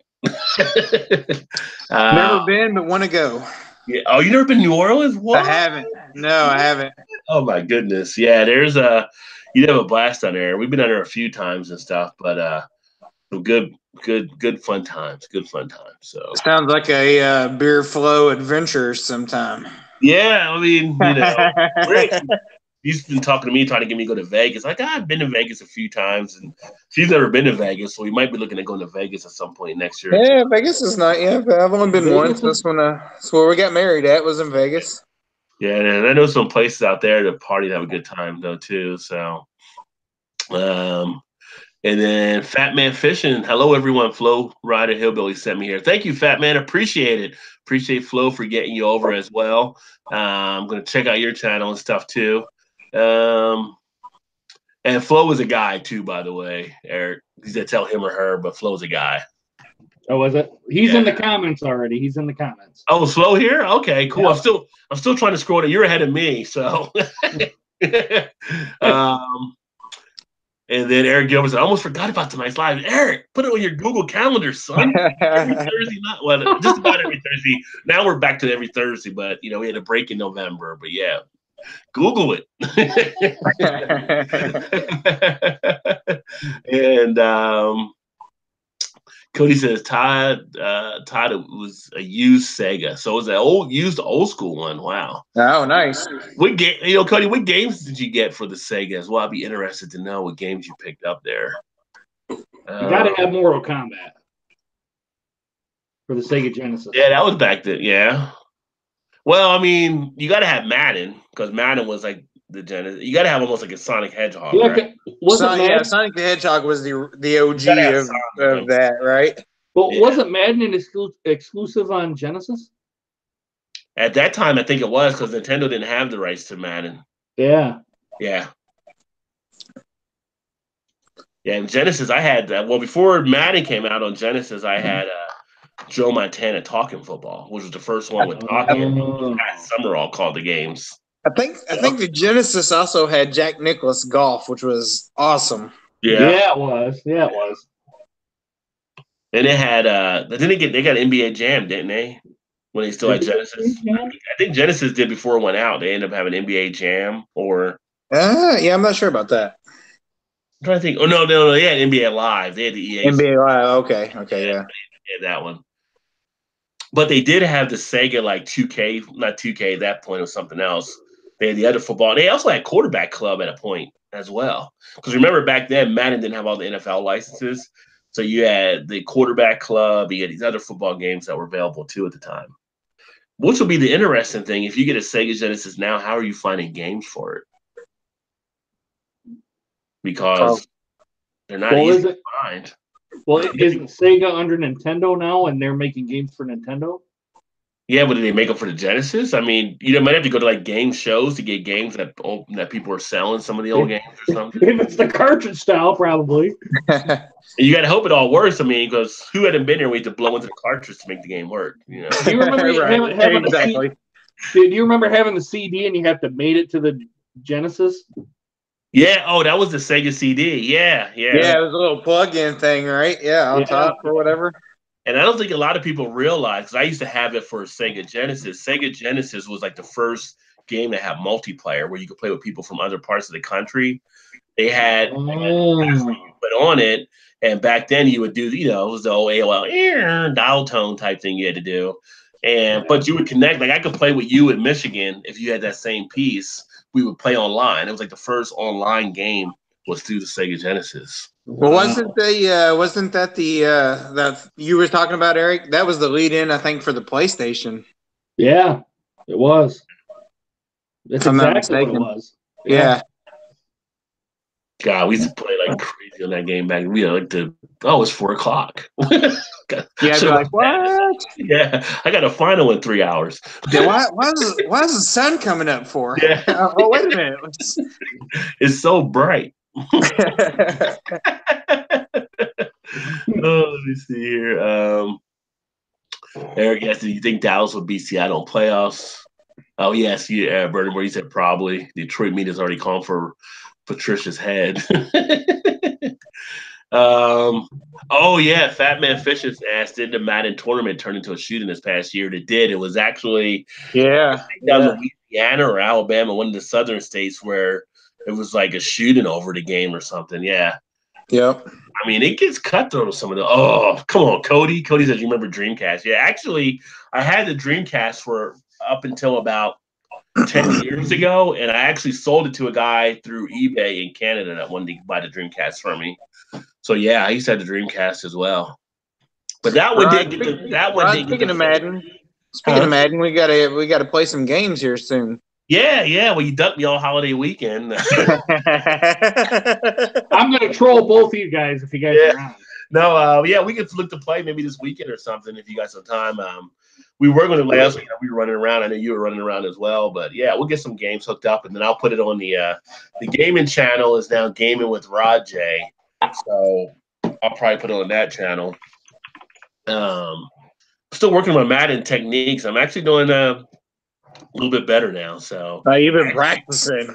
I created an ultimate team, and I lost the kicking. The kicking game hurts, son. I played a guy online, and it was the first game of the season, and I ended up losing like 28-27. But I set all it up. I missed the extra point, otherwise we'd have been tied. But I made the game-winning drive. Well, would have been a game-winning drive. Got down there, set up for took timeout, 3 seconds left. Went to kick the field goal, went left. Had the game wrapped up. So I worked on my kicking game. So practice. We're talking about practice. But the playbook's coming together. I don't know if they played defense on that game or not. It was like the Big 12 when I was playing this guy. It was like nobody's tackling. People are going for 4th and 15 and making it. I'm like, this is terrible right now. So terrible. Cody says his first system was an Xbox, and he have it still. So yes, I've been gaming since day one. My first system was the Atari 2600. I'm back in the old school. Atari 2600. Oh yeah, Pitfall, baby. Standing on that crocodile's head. Yep. Our first gaming system, and most of y'all probably never even heard of, was called Odyssey. Oh, I knew Odyssey. I played Odyssey. You knew Odyssey also? Not many people know what that is. Come on. Remember who you're talking to, Todd. Come on. I'm a gamer for life. Odyssey. I should have known, but most people, when I bring that up, is like, Odyssey, what was because I think it was about the same time as like ColecoVision, maybe? ColecoVision. Yeah. Atari, Gemini. Yeah, we had an Odyssey, and that was great. He had Intellivision, did that one as well. Had the Commodore 64, played that as well. ColecoVision. Yeah. Even had the little handheld head-to-head games back in the day. You could play against your buddy, like baseball, it'd be like the little dot thing, but you had to hold one side, he held the other side type thing. Oh yeah. I'm curious to see besides you two if anybody out there else is watching. Comment below if you know what the Odyssey is. Because I've not come across many people that know what that is. Yeah. Let me see here. Batman says, I like the Dreamcast. Didn't know why it didn't go anywhere. I think with the Dreamcast, it had the issue when it came out, it was going out of time when I believe it was Super Nintendo was out, and they were just killing it on the market, and Dreamcast just couldn't catch up. Well, Dreamcast was a little bit before its time kind of thing, too. They were kind of ahead of everybody else at the time. The games were good on it, though. The games were Yeah, it really was. that momentum that they got. Yeah. But it's like Nintendo had such a hold on the market, it just hurt it, and they couldn't do anything with it. Yeah. And then some people felt burnt because Sega jumped to the Dreamcast really quickly after having the Sega CD, and people had bought into that for the Genesis. So it was like they were discontinuing that and jumping over. I think some people were turned off by that as well. Yeah. Cody says, I need to try a Ducati. You don't need to try. No, I'm just saying. You don't need to. Ducati's But... are, when I was in Cancun earlier this year, Ducati's on the beach during the summer. Ducati's working just fine. No, Tecate's works all the time. You like Ducati as well? When you're I like the light better than I like the original. That's what I had down there was the Ducati Light as well. But the old Bohemian was the best one I had down in Mexico. Bohemian, yeah. Oh, yeah, because when you go to Mexico, see if you get the old Bohemian when you're down there. Mm-hmm. Because that was the one I really liked at our resort. What did you say? Too expensive, Fat Man. What did you say that for? Oh, Fat Man fishing. Okay, I'm like, who you calling a Fat Man? Yeah, Fat Man fishing. Not. I was thinking of Pulp Fiction. Shut up, Fat Man. It's don't concern you.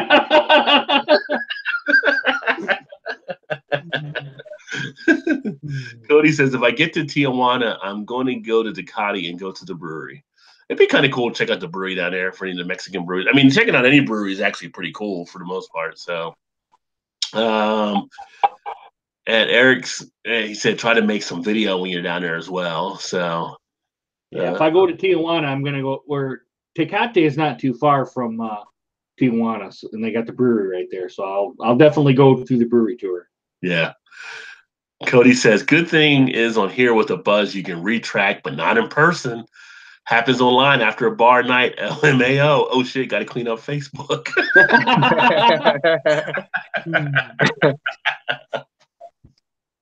And Miss Poppy dreams. She thumbs up the Dreamcast, and that's some smiley faces there. She just then has a love face, so she really loved the Dreamcast. Florida Hillbilly, thank you, brother. Love beer, and I hope you're still here. Finally getting out these comments, but appreciate all the people you shot over earlier if you are still here as well. And Miss Poppy's thumbs up to Flow Rider as well. And check out Flow Rider, Hillbilly's channel. Hit those 3 dots by his name. Definitely appreciate all the support here. He's done some fun stuff on his channel. Again, another fellow mountaineer, so I'm going to definitely represent him as well as much as possible too. So check him out. Thanks, brothers. I love Rod. And Eric Gilbert said, oh, yeah, the Black Isle Stout isn't thin. 9.5% drinks like a 15. So it's got some thickness to it. Eric Gilbert is thick beers. Burning beer to Eric. Being that you're a Lions fan, your opinion falls on deaf ears. Sorry, you're a good man, but you got to change teams. I'm a Lions fan for life, brother. Sorry. Oh, man. Well, you guys made the playoffs 2 years ago. Yeah, but we haven't made it since, man. I'm just thinking, well, you're not the Browns. I mean, Well, we're pretty close. Me and us and the Browns are right actually, there. The Browns might be a little better than the Lions right now. Yeah, exactly. I know the Bengals are the worst team in the division this year, so yeah, things may have been changing. Cody says going to have an Arbor Strawberry Blonde Ale after the Oddside Citra Ale. It's kind of cool that he's getting Oddside because I think Oddside is actually through the Cincinnati area, I believe. Oh, you guys get Oddside? Yeah, so he's got the Oddside there that he's finishing right now. Miss Poppy said, Eric, I'm going to try. We have craft brewery around here. So she's going to try some of the craft breweries. And Cody at Todd hit the ball out of the park. Now, for Miss Poppy, I would say try something that's low ABV and probably like a golden ale first, and then kind of work your way into the other stuff.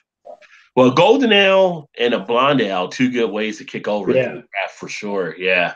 Yeah. Those are 2 ones that are trying to make it more. Go ahead and try these ones out. If you're more of a macro drinker, these are ones that can kind of fit that style to cross over. So good point for sure there. Burning Bear's asking Miss Poppy where she's at. And Fat Man Fishing said, ever heard of Straub? And I think you were saying that you're a fan, unfortunately, going back to the fan for life comment. Okay. I'm trying to think Straub. I think I've heard of Straub before, but I don't know if I've ever had their beer.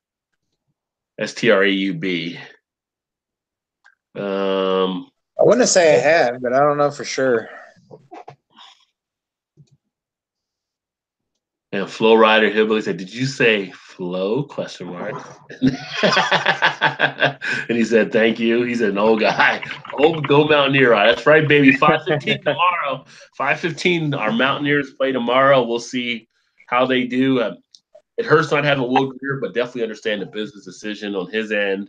Hoping he get as well. He's like ranked like the top 3 quarterbacks to come out in the draft. They're saying. Now, is he not playing because of NFL situation? Right. Yeah, he's not playing because of it. I saw that. I think it was one of the Georgia corners isn't playing now as well because of the draft. A lot of guys are doing that now. I mean, let's face it, it's a business decision. NCAA's are making a lot of money off these players. These players starting to realize, hey, I'm going to sit out. I'm not going to jeopardize me getting $1 million contract. Well, especially in a game that really doesn't mean anything. I mean, there's no national implications for a title. Games now, you're like, so they play in this game and they get injured. Let's say it's a career-ending injury or whatever. Why would you take that risk? It doesn't mean anything. Right. I don't blame him one bit. It's like Boza for Ohio State that decided, midway through the year, I'm not playing no more. I'm going to, try to get healthy for the combine. And, I don't blame him one bit, Yeah, I don't blame him either, Todd. And we've seen players get hurt. I think we've seen a few more in basketball than we have football, but we've seen some key players where it's like, oh, you came back and then this is what happens. which is kind of weird. Like NCAA just has it all backwards, especially for basketball. It's like just let the guys at least try to go pro out of high school. The one and done really does nothing. I mean, it doesn't do anything for anybody. It's kind of a silly thing to me. I mean, they say we're not ready to go right out of high school. Like some players are. I mean, there were some that came out. Kevin Garnett, future Hall of Famer. Kobe Bryant, definite Hall of Famer. Moses Malone, probably a Hall of Famer. Sean Kemp. So all these players that came out that were able to succeed, if you give them the right tools around them, like they send them these things and get them set up with the advisors, they'll spend all their money and they're stay out of trouble. I mean, it can work where you can go. I mean, and then they get upset if they go to college, take money their first year because they're like, well, I'm not going to be here anyway. So I might get the most I can get out of it so you won't let me go pro. And technically, they only have to go to college for the first semester because second semester, is basically the end of it anyway. So what does it matter to them, if they're going pro anyhow? Yeah. Like Zion Williamson for Duke. I mean, that dude's, he's unbelievable. Yeah, he should just go pro. He's a man amongst boys. It's like he should definitely be pro. It's just now he's got that 1 year in college and maybe he has a freak accident that may ruin his career for the rest of his life. Who knows? Yeah. And, there's a point to I know Dick Vitale and some of the other people have been saying it for years, and I agree with them as well. It's like, if you're going to have them go to college, to a point now where you have to look at paying these kids, if you want them to stay there. Absolutely. Have like some type of stipend or paying for them. And people say, well, they get a free education. Well, the education, I mean, let's be honest, these coaches are recruiting them just because it's the education, so to speak. They're recruiting them so they can win championships and then win top players to play for. Now, not to say coaches don't care about the players, but come on, they're going to be sitting. When you go to sit in some of the places you're going to for some of the kids, it's because you want to get them there on your team because you know how good of a player they are. Education almost falls secondary to that. And, it's basically being looked at. That's why, like when Northwestern went through their whole lawsuit thing about it kind of being, I don't say like forced labor or whatever their lawsuit was about. They're about to beat a job, but they were able to show that basically they're being held to these standards like it's a job, and they're going to basically make their own union or whatever. They were able to do it because they were an independent school or something they said at the time. But the main thing is players are looking at stuff now, realizing the business aspect of it. So, well, those players are making those schools money regardless. I mean, the better recruits that you could bring in, even if they're top 5, 10, 15, whatever, makes your team better. Yeah. Winning games is going to put butts in the seats. Bottom line, if you win, people are, going to come support you. Well, so those guys should get paid to a certain extent, Right. Well, who's to say, Todd, if me, you, or Rod were high school seniors and we graduated and we didn't go get an agent and we declared for the NFL draft? I mean, we're going pro because we have an agent now. We can't go to college. We've declared that we have an agent now. I mean, what's stopping us from Well, going? the NFL has a rule you have to be at least out for 3 years from high 3 school. years or 21 years old, I think. Yeah, which was interesting because Which that makes more sense though in the NFL because physically, I mean, guys out of high school aren't physically fit enough to play in the NFL. Yeah, I don't but care how good you are.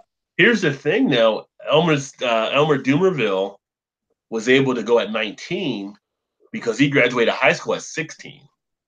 Oh, really? Okay, so 3 years removed. Yeah, 3 years removed from it. So he had a loophole for what he did because he went to high school. He graduated high school early. yeah, because it's an either or thing. It's not an exact. You have to be 21. It's 3 years 3 or years, right. 21. Yeah. Yeah, so then it's like, well, he was big enough at 19. Who says some of these other players aren't big enough at 19? Right. Well, I mean, that's a good point. That makes sense. But for such a short career in the NFL, why wouldn't you go either to baseball or basketball? I mean, you seem to have a longer longevity there. Look at Tyler Murray. He's choosing baseball. I mean, I would, if you can do both, baseball's going to definitely give you a longer career. And plus, baseball gives you guaranteed contract salaries. You don't get that in football or basketball. Well, you had that with Russell Wilson too, but he chose football. Yeah, over baseball because I think he was a first or second round draft pick for the Yankees, I believe.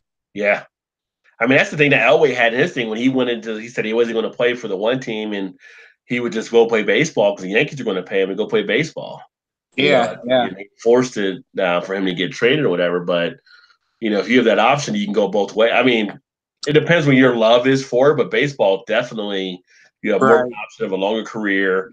You're not getting people really running into you unless someone's trying to steal a base. Yeah, that's the whole reason right there. Yeah. Well, and then you had a guy like Dave Winfield way back when that was a three sport star. Probably could have played NBA, NFL, and obviously Major League. Yeah, which is what he chose. But he was great in all three sports coming out of high school and in college. Yeah, wasn't he better in basketball than he was in baseball? That's what they say. He was like his basketball was his best sport, but they said Jim Brown's best sport wasn't even football. I mean, it was lacrosse, but they didn't have a lacrosse league. To me, the NBA should move their draft back, like in the summer more, or maybe later. I don't know, whenever it falls, and allow these guys that enter the draft. If they don't get drafted and don't sign an agent, then they should still be able to go to college, so it doesn't ruin their careers. Yeah, well, they still get to play. At least you can put your name in the draft, and if you don't sign an agent, you can come back to school. Like that was but they got to declare before the draft, though. Oh, if they want to get an agent or not? Yeah, they still have a time frame where they have to withdraw before the actual draft. Okay. Yeah. Now it's where baseball you can get drafted out of high school, and if you don't sign an agent and you don't like the team that drafts you, you can go to college, but then you have to play 3 years. Yeah. Well, unless you go to junior college, then it's only 2 years. But. Well, Tyler Murray's been drafted already. He's playing football now. Right? Didn't Tyler Murray get drafted by, I was at the Yankees or whatever? I thought Tyler Murray got drafted already for one of the teams. Right. Yeah, exactly. You can get drafted and still go to college as long as you don't sign an agent or, sign a contract with the organization that drafts you. Right. Because I played baseball with a guy in high school who got drafted out of high school with the Astros and chose not to go, went to college instead. And I don't think he actually ever got drafted again. But usually what happens after 3 years, because that's the length that you have to go to college, is that you get re-entered in the draft, and the team just forfeits the rights to to them drafting you. Yeah, because they really just hold your spot for their team. Right. Else sign you, but they have to decide later on. Exactly. Yeah. But let me see here. Eric Gilbert, cute quarterback club, baby. Yeah, that was the game. Quarterback club. That actually was a fun game back in the day. That was a good one. Yeah. Another good one too. I know you remember John Elway football. Oh yeah, John Elway football was another one as well. Yeah, that was pretty good. Yeah. Eric Gilbert says Sega games can be had off the interwebs, flea markets, and retro gaming stores. Yeah, so you get some stuff there. Then they also, I know they have some of the gaming conventions, and people will be able to buy games there too. They do different things too. Donna, that we know, she actually goes to a few of those and posts on Facebook as well. Miss Poppy says, I'm back, Burning Beard. So Miss Poppy disappeared for a little bit of time. Flow Rider says, I got to bed, going to bowl game tomorrow, WU versus Syracuse. I live about 100 from Camping World Stadium, Orlando, Florida. Have a great time, Flow Rider. Have a blast. Let's hope our Mountaineers can pull that off for sure. And if not, drink a lot of beer. So have a good time. And Miss Poppy says she's an Eagles fan for life. So I wonder, Miss Poppy, are you out of the Philly area? Because I grew up in South Jersey. I'm kind of curious there. You took Golden Tate from us. It's not like it's not like he didn't want to go, probably. Yeah. It's more like he got his release papers. Oh, the Flow Rider says, of course, WVU daughter graduated this spring. So, Miss Poppy says Odyssey. Oh, Todd disappeared. She's talking about Odyssey, and Todd's not there, but she said Odyssey and Centipede. I think Todd can hear us. Yeah. And she said her uncle had one. So, and Eric Gilbert says, I remember having NHL and Madden parties before the interwebs game. And yeah, it was huge. Yeah, NHL was another one on there. The funny thing, like I missed the old Madden on the Sega Genesis, like when you put a player out of the game. Because the old school one, as you remember prior, they would bring the ambulance out to cart the player off and everything, which was a pretty cool feature. Like, yeah. And it was like you put a player out, and the player's laying there all broken up, and then the little ambulance comes out, and they throw the guy in the car, and they drive off and stuff. So that was a fun part. But NHL was another one that was huge on Genesis. We played NHL like crazy. Yeah. Funny part about that, though, with the cart running out, is they were running over people just to get to the person that they were going to cart off. No one said the driver could see. Miss Poppy said she played Sega. Her uncle had it and had a PS3. So, but she was saying she played Centipede on the Odyssey. Todd, away. Oh, nice. There you go. Let me see here. Burning Bear says America's population was trimmed by 20% because dudes be playing all these games. It's like, so it's saying dudes aren't getting out. There's a lot of guys that live in their mom's basement. So what? Mom, where's the meatloaf? It's like a lot of Will Ferrell's. Mom, meatloaf. Mom. You gonna have the meatloaf? All right, he's gonna have the meatloaf. Eric Gilbert had an NES, Super NES, Sega 16-bit, and my buddy had a Sega CD. My younger brother had, Panasonic 3DO. That's another one, a 3DO. Yeah, 3DO. You from back in the day, yeah. He's Outside's out of Michigan. I guess we're getting them there. I saw Outside L's down here, so I guess we're getting them out of Michigan. I thought they were in Cincinnati, so I haven't had any yet, but I've got friends here that have been posting pictures and stuff of them. Miss Poppy says, we'll do Eric. We'll try the golden. Always take the advice of a fat guy. LOL. You know, it's funny you say that because it's like my wife always says, like, never trust a skinny chef. Like, if you're a restaurant skinny, it's like you want a fat chef because he's eating his own food. It's got some good cooking going on. So never trust a skinny chef. Cody said, I'm 22 and finally went to the bar and had some beers and shots with my dad for the first time last week. It was pretty cool. That's a nice little bonding experience, Joe, who's not here tonight, obviously, talks about when him and his dad do some different things now. So that's pretty cool to get out there and do Take advantage of it while you can. Yeah. Unless dad leans over like, don't tell mom about this.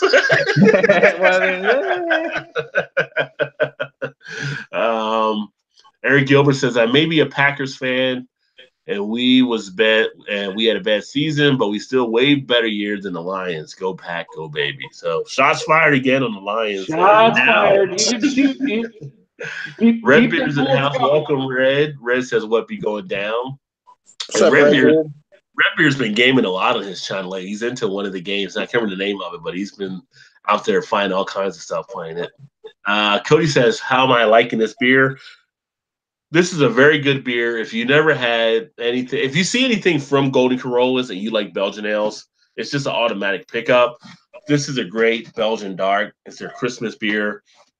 Well worth it. So yeah, this is a really decent beer. 10.5%. So sit back and enjoy.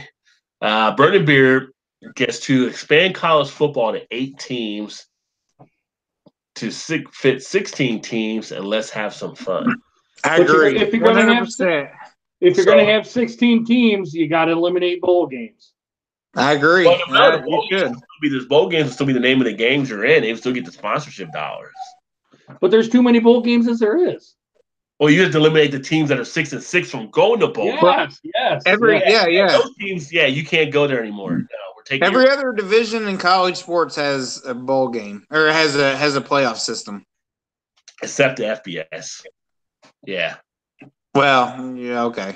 Yeah, because I mean, FCBS, FCS, they have it. Well, Division I, Division II, I think they have. Is it a 32 team? Maybe 16. I think it's 16. Is it 16? Yeah. The first game or two is a home game for the higher seed. Yeah. But take the 1 through 16 teams and you just battle it out. Yeah. And remember, we look at basketball, we have 67 teams now because of 2 playing games, which I don't want to count those playing games, but But it started out when it was I think it was 16 or 32, and then it went to 64. So it kind of grew from a point as well. So who knows? It used to be 32 for a long time. Yeah. So it could happen. I mean, I thought 8 would be a good number myself. What they should do for the playing games, they should make the playing games, the loser goes to the first seed of the NIT and the winner goes to the NCAA. If nothing else, if they're going to keep a 14 playoff system, you have to at least win your own conference. Yeah. Oh, you're saying you have to win the conference to even get in? Yeah, I mean, like in Alabama, for instance, if Alabama loses their championship game in the SEC, they should, even though they might still be ranked number 4 or whatever, they shouldn't be allowed to go to the playoff. In my opinion, I mean, because if Alabama would have lost to Georgia, both of them would have been in the final 4. Right? Yeah, exactly. Yeah. But I think if you can't win your own championship of your conference, then you don't really deserve a shot at the national title. Yeah, but what if your conference is stronger than the other conferences, though? Well, I mean, that's true, but I don't know. I'm just trying to break it down. Like, if you got to, your major conferences, you should at least be able to win your own conference championship. Because there was no Pac-12 team. No Pac-12, right. You had a Big 12. You had the SEC. Who's independent? Big 10. Is there a Big 10 in there? Because No. Ohio State didn't No get Big in. 10. No Big 10. No. ACC. Clemson, ACC. Right, ACC. Yep. And then who's the other one? Notre Dame. Notre Dame, independent. Yeah. Well, Which I think is bullshit because ACC-ish, kind of. Their basketball team is part of the division, but their football team gets to be left out. Like, you should have to go into whatever all your teams are in. Yeah, exactly. Yep. But they do have to play. They do have to play 4 ACC games in a season. Yeah. But that's still not a full slate. But tell Notre Dame you play a strong schedule though. Yeah, they do. They do. Then tell Notre Dame, say, look, go into a conference game, or else you're not going to be a part of the national championship. You're always going to be left out. Yeah. Yeah, I mean, I agree. Put their feet to the fire a little bit, and if they refuse, be like, well, then you're never going to be a national champion. It all that was all down to money with NBC for their football. Well, Notre Dame's one of the schools that has enough funds they can kind of balk at the NCAA, and NCAA just takes it. So NCAA should say, go pound sand, Notre Dame. Yeah. But I thought that for years. Like, the 4 playoff team is better than what it was. Right. But I think it should be more. Like, I mean, you got, was it South Florida that's been undefeated for 2 years now? Central Florida, yeah. Central Florida, yeah. And they have no shots. Like, who knows if they're better than these teams? Probably not, but until you put them up head-to-head, how do you know, Especially now because they lost their starting quarterback in that last game, but yeah. Yeah. But they, teams like that don't get really recognized. I mean, if a team went undefeated in the Pac-12, I don't even know if they would get as enough of a clout, depending on how the rest of the Pac-12 Right. was. Yeah. Which that's what makes the NCAA basketball tournament so great. It's like you always have that like 14 seed that's going to knock off, or a 13 seed that's going to win. Yeah. I mean, you just never know. Any given day, there's a chance. Well, does your conference champion get an automatic bye, and then they figure out based on wins and losses who gets to play? Yeah, maybe. I don't know. I mean, I don't know what the solution is, but I think you at least should, in the system that we have now, you should at least have to win your conference championship. Right. Well, it'll be interesting. Well, it all starts Saturday, though. We'll see. I mean, I would love to see Oklahoma get an upset over Alabama. I might not even watch that Michigan-Florida game because 4 or 5 Michigan players are out. So why should I even? Yeah, they're pulling out because they're going to the thing too. Yeah. I mean, and really, what doesn't matter at this point, other than maybe recruiting basis. I mean, if you're coming out being projected as a top NFL draft pick, why would you play in it? It doesn't matter. Yeah. Why should I invest my time if you're not going to be there? Yeah. And that's true. That's a good point, Eric. It's like as a consumer that's investing in the school, why would why would you do that? Yeah. Most of these schools, bottom line, most of these schools lose money in a bowl game.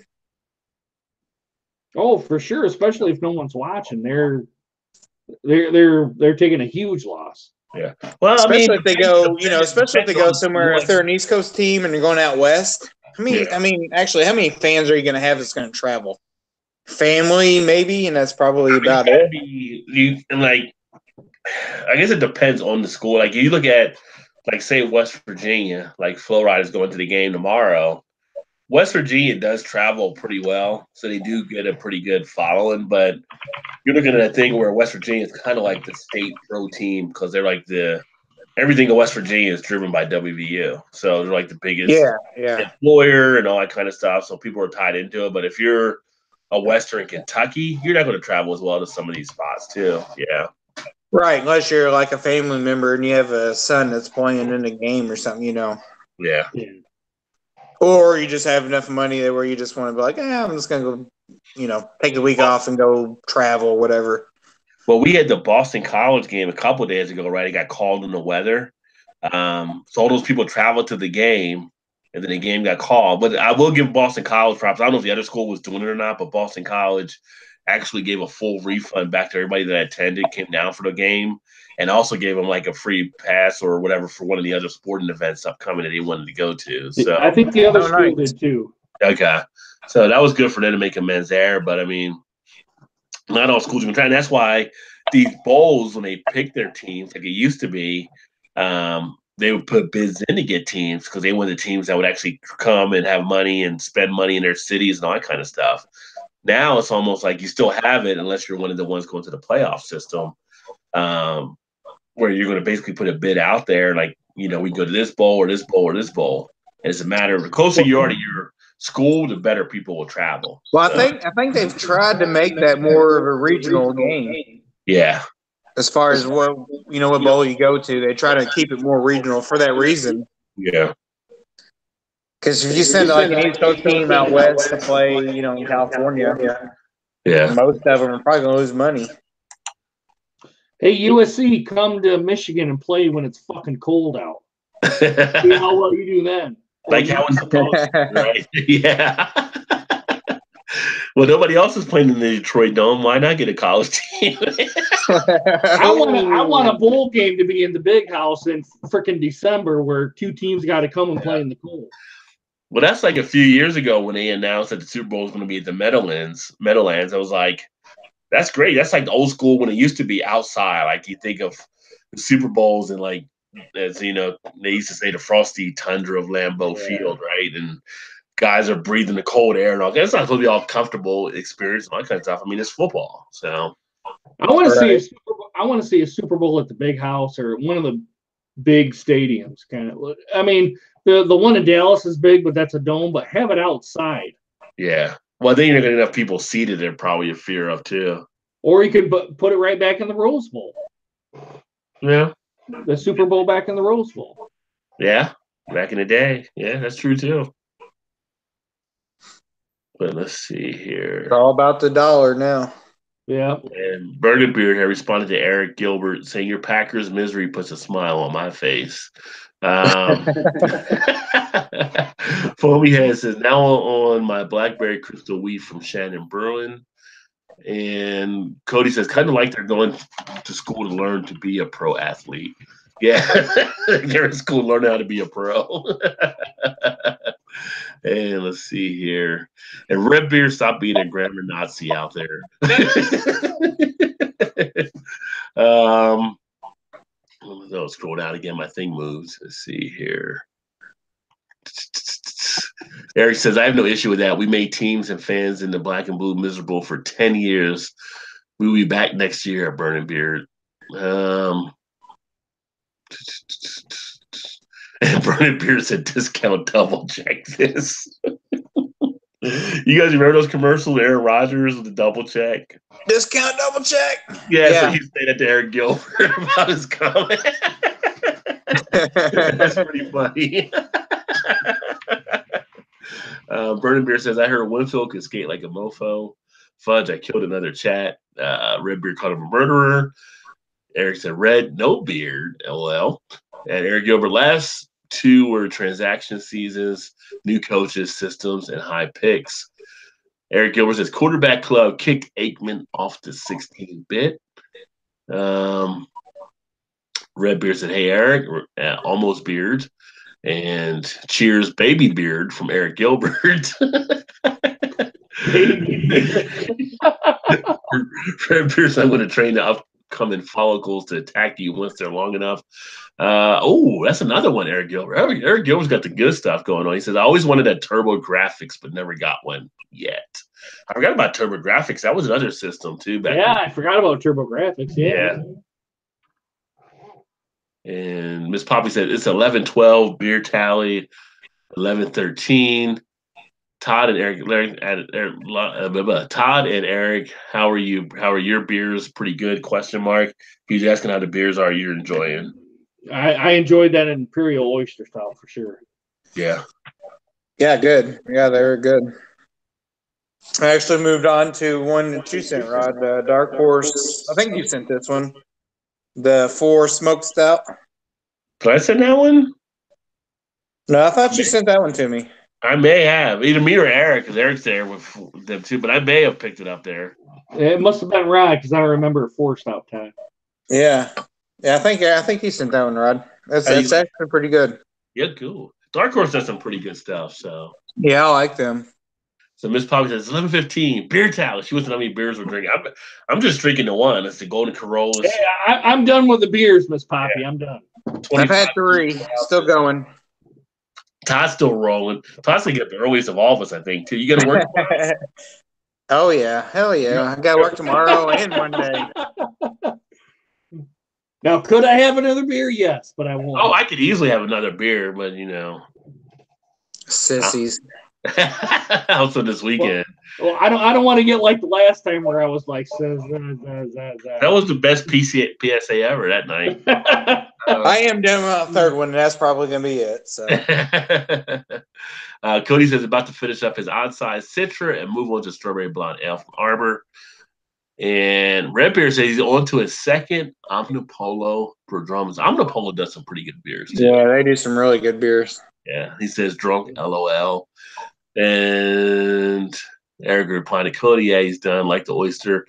Burning Beard says, I won't watch college football until they have a legitimate playoff system. I kind of agree with that. But I mean, they have a playoff system now. It's just not as advanced as people want, but it is something. If you guys watch that TCU Cal game, you'll know why there's way too many bowl games out there. But that wasn't the playoffs. That was a shit show, man. 9 turnovers. 9. Both 6 and 6. They shouldn't have been in a bowl game. Yeah, they should never have been in a bowl game. Some of them make it now when they're 5 and 7, just because they got to have enough teams to fill it. When I was a kid, it was like you played. I remember it was like 12 bowl games or something. You had a really good team to go. I mean, you had the Fiesta, the Orange, the Rose. Citrus.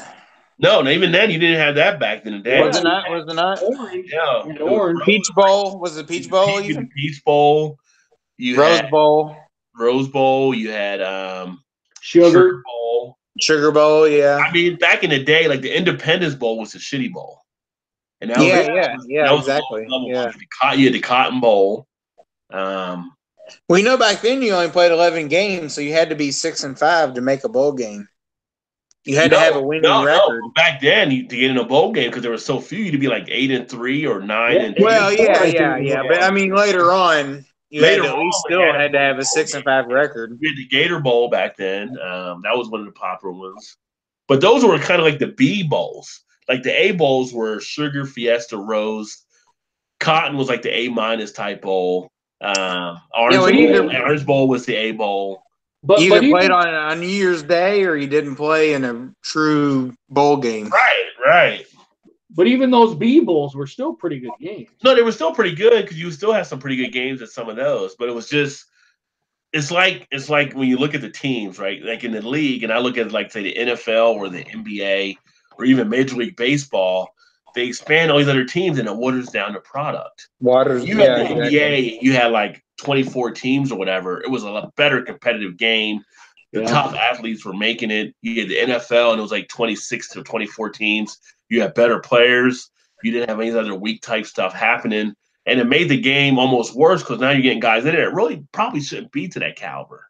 You know, you had like the top players playing everywhere, and it mattered more to get to that level, you know. And you weren't taking off games in college because you couldn't risk taking off games in college. Yeah. So. Yeah, that's a good point. It was more pride in the game. So it was definitely a different time. Nowadays, it's like there's too many out there. It's kind of like I was watching basketball the other night, and it's like you're watching some of these players in the NBA. It's like, why are you even in the NBA? Like, you're not that good, really. I mean, obviously, you're in the NBA. You're a good player. You did good in college. I'm just saying, on an NBA level, it's like if you were back in the '90s, like Isaiah Thomas would have took you to the hole, or Iverson would have fucked you over, or Gervin would have gave you that move. You know, you wouldn't be able to handle a lot of these guys back in the day. You know, you're basically doing good now because the talent is so watered down. It makes you stand out. Or Kareem and his hook shot.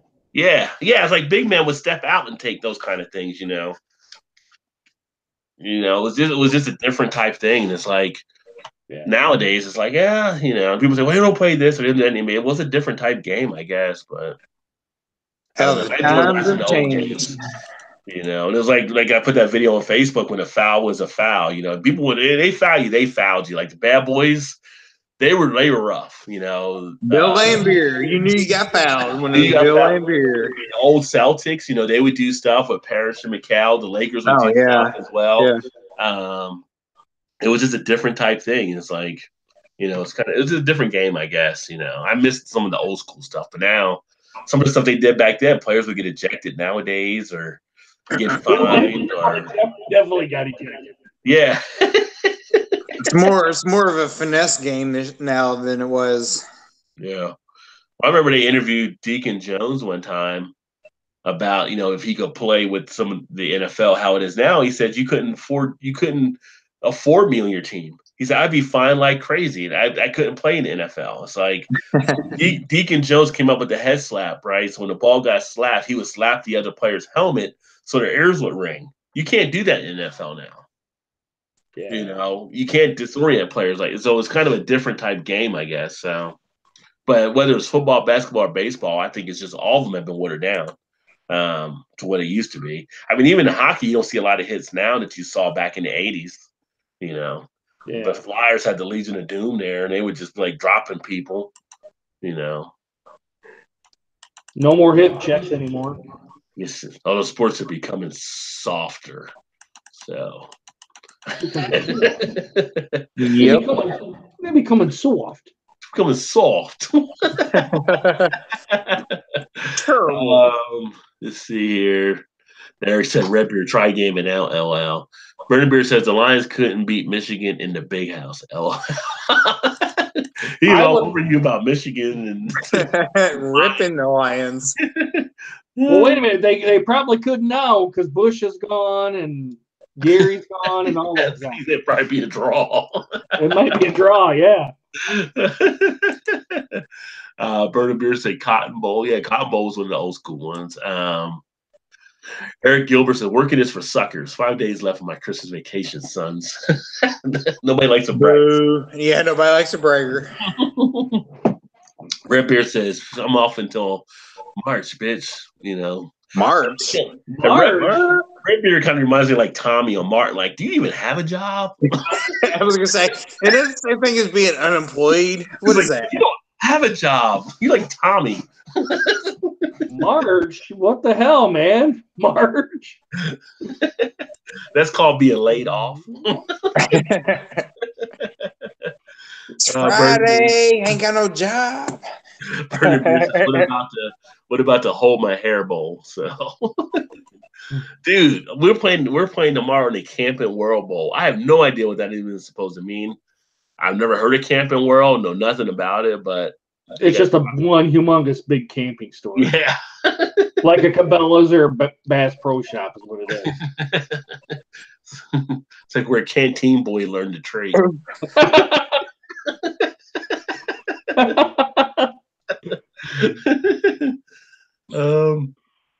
Cody had asked you if it was raining hard in your part of Michigan. I guess you guys are getting some rainstorms. Yeah, it's kind of lit up now. I haven't heard it. It could still be raining. It's maybe just a little drizzle now. We got a big rainstorm come through here earlier tonight.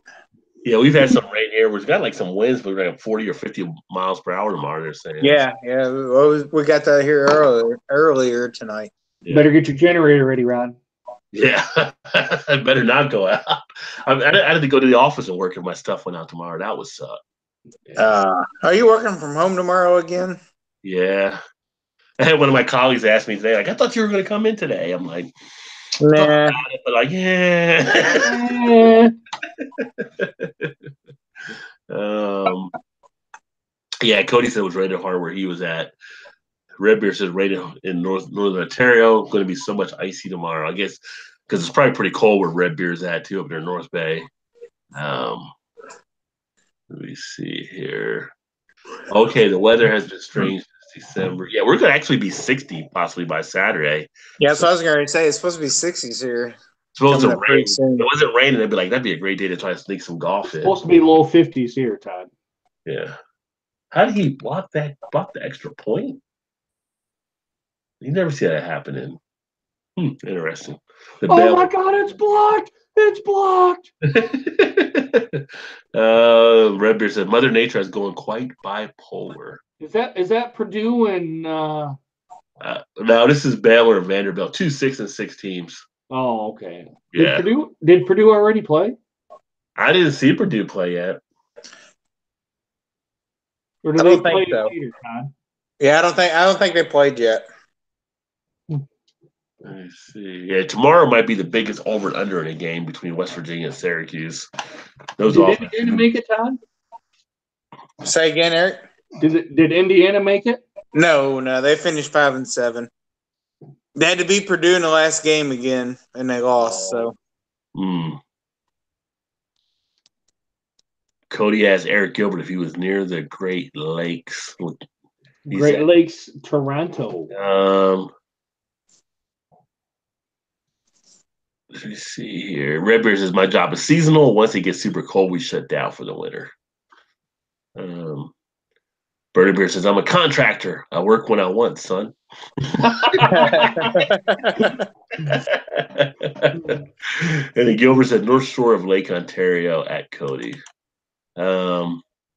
Cody started retract, LMAO. Look at that, someone to retract. It's that buzz, LMAO. See, Cody's hitting the different stages right now, too. Yep, Cody's hitting those different stages, yep. Yeah. Red Beer says, because you ever notice, like, when you were out, if you go out, when you're out with buddies, whenever you drink, you'll do stuff, and, like, someone will say, hey, you know what sounds good right now? Like, what, like White Castle? Yeah, White Castle does sound like. Then you'll get the munchies. You'll go buy more food than you actually need, and then that's right before you pass out. Then you wake up like, hey, I still got White Castle in the bag. Leftovers. And only a drunk would eat cold White Castle.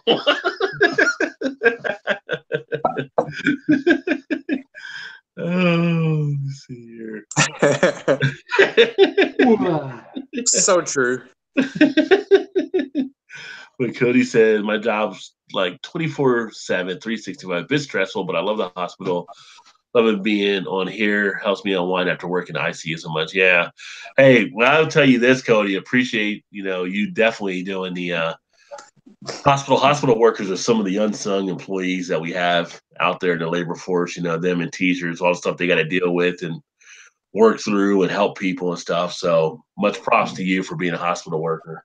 An unsung hero, that's for sure. Because me, I'd probably strangle a patient or two. I'm just saying. Because I know how patients Oh, yeah. Yeah. Yeah, I hear some of the stories that Shannon tells, and I'm like, I don't know how you do it every day. I'm like Wayne Brady. Am I got to smother a bitch?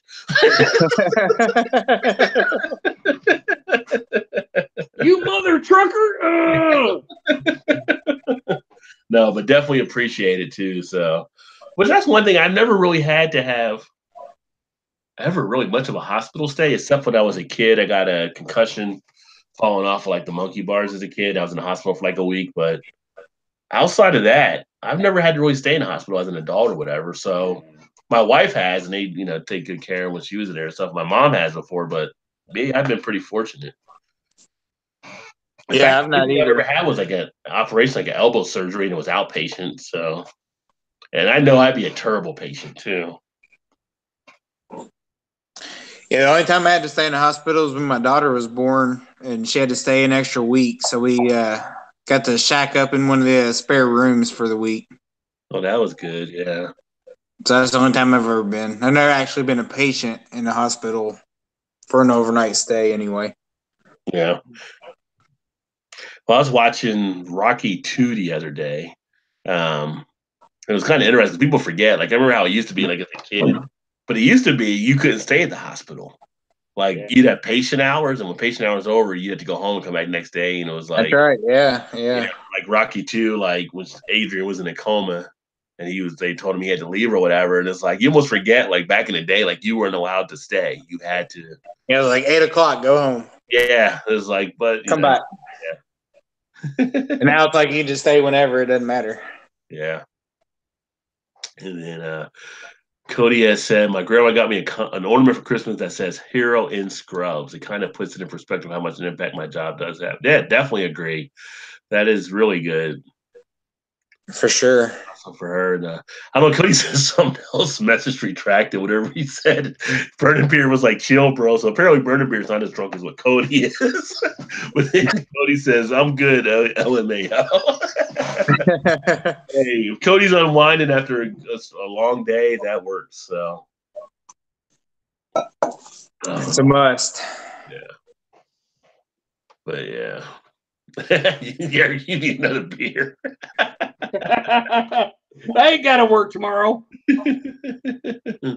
Yeah, so but so we kind of finally got caught up on all the comments here again. If you realize how much work Joe puts in when he does the comment reading. Don't say that. Don't say that where he can hear you. So Joe is not back next week. We'll be looking for a replacement. So No, Eric wasn't lying. He was going for another. Yeah.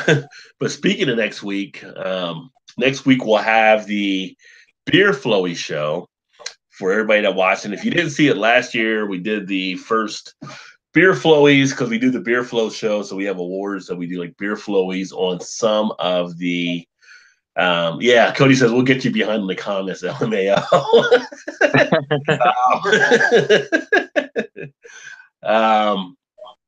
Where we actually go different categories that Joe put together, some of our favorite beers and brewery stuff and beer stuff over the last year. So that'll be pretty cool. So we're doing it next week because in that way we're after the end of the year. I know some people right now are putting out their best beers of 2018 or favorite brewery 2018. I don't know if I'm going to do a video on that. I don't know if you're going to do a video on that, Eric, if you've thought about that or not, but I know some people are doing stuff like that. Eric, you're muted, by the way. Shit. No, I have not. Shit. So I'm trying to get this beer open, trying to concentrate on this. I can't get it open, God damn it. So end up, I don't know if I'll do. I mean, because we got the beer flowies, and we'll cover a lot of that stuff next week. So we'll talk about a lot of that. So that'll be next week's show for sure. Let me see here. Red Beer said my dad was, and it's kind of. He said his dad was a nurse. Kind of bullshit. How the nurses like 90% of the work, and the doctors get 100% of credit. I definitely agree there, and a lot of the nurses, at least here in the States, get underpaid for what they do, in my opinion. Oh, for sure. Yep. And then Red Beer says, never mod the burning beard. The burning beard get modded. I agree, burning beard. What are they talking about? That's about Jack Trudell, so. We rarely talk politics on this one, although I talk politics a lot. It's just not usually in the beer show. My last beer of the night is going to be the Dark Passenger Spice Strong Ale from the Griffin Claw Brewing Company. You're not drinking little beers tonight, right? I know that, brother. Also doesn't have to work tomorrow, so. Yeah, I don't have to work tomorrow. Oh, you're off tomorrow. Okay, I missed that. Okay. Well, Where's that one from? Where's that one from, Eric? Where are they out of? Griffin Claw is out of Birmingham, Michigan. Okay. Nice. So where's that located to you? Is that close or no? I couldn't fucking tell you. At least you're honest. I would have to Google it, to be honest. Eric Gilbert said his favorite beer of the year was Carling Black Label. So that's out of Canada, I believe. How's that beer, Eric? I haven't tried it yet. So you took it right out. Is it a stout? You took it right out of the fridge? It's a strong ale. Strong ale. Black strong ale. But you took it right out of the fridge? Yeah. Damn it, man. Why you gotta call him out like that, Rod? Yeah, Rod, thanks, buddy. I tell Eric, you need to let this one warm up. And then Eric will do a video, and he's like, "You're right, Roddy. I'm glad I let it warm up. I know what I'm talking about here." Well, I got to do it cold, and I got to do a warm up, brother. Come on.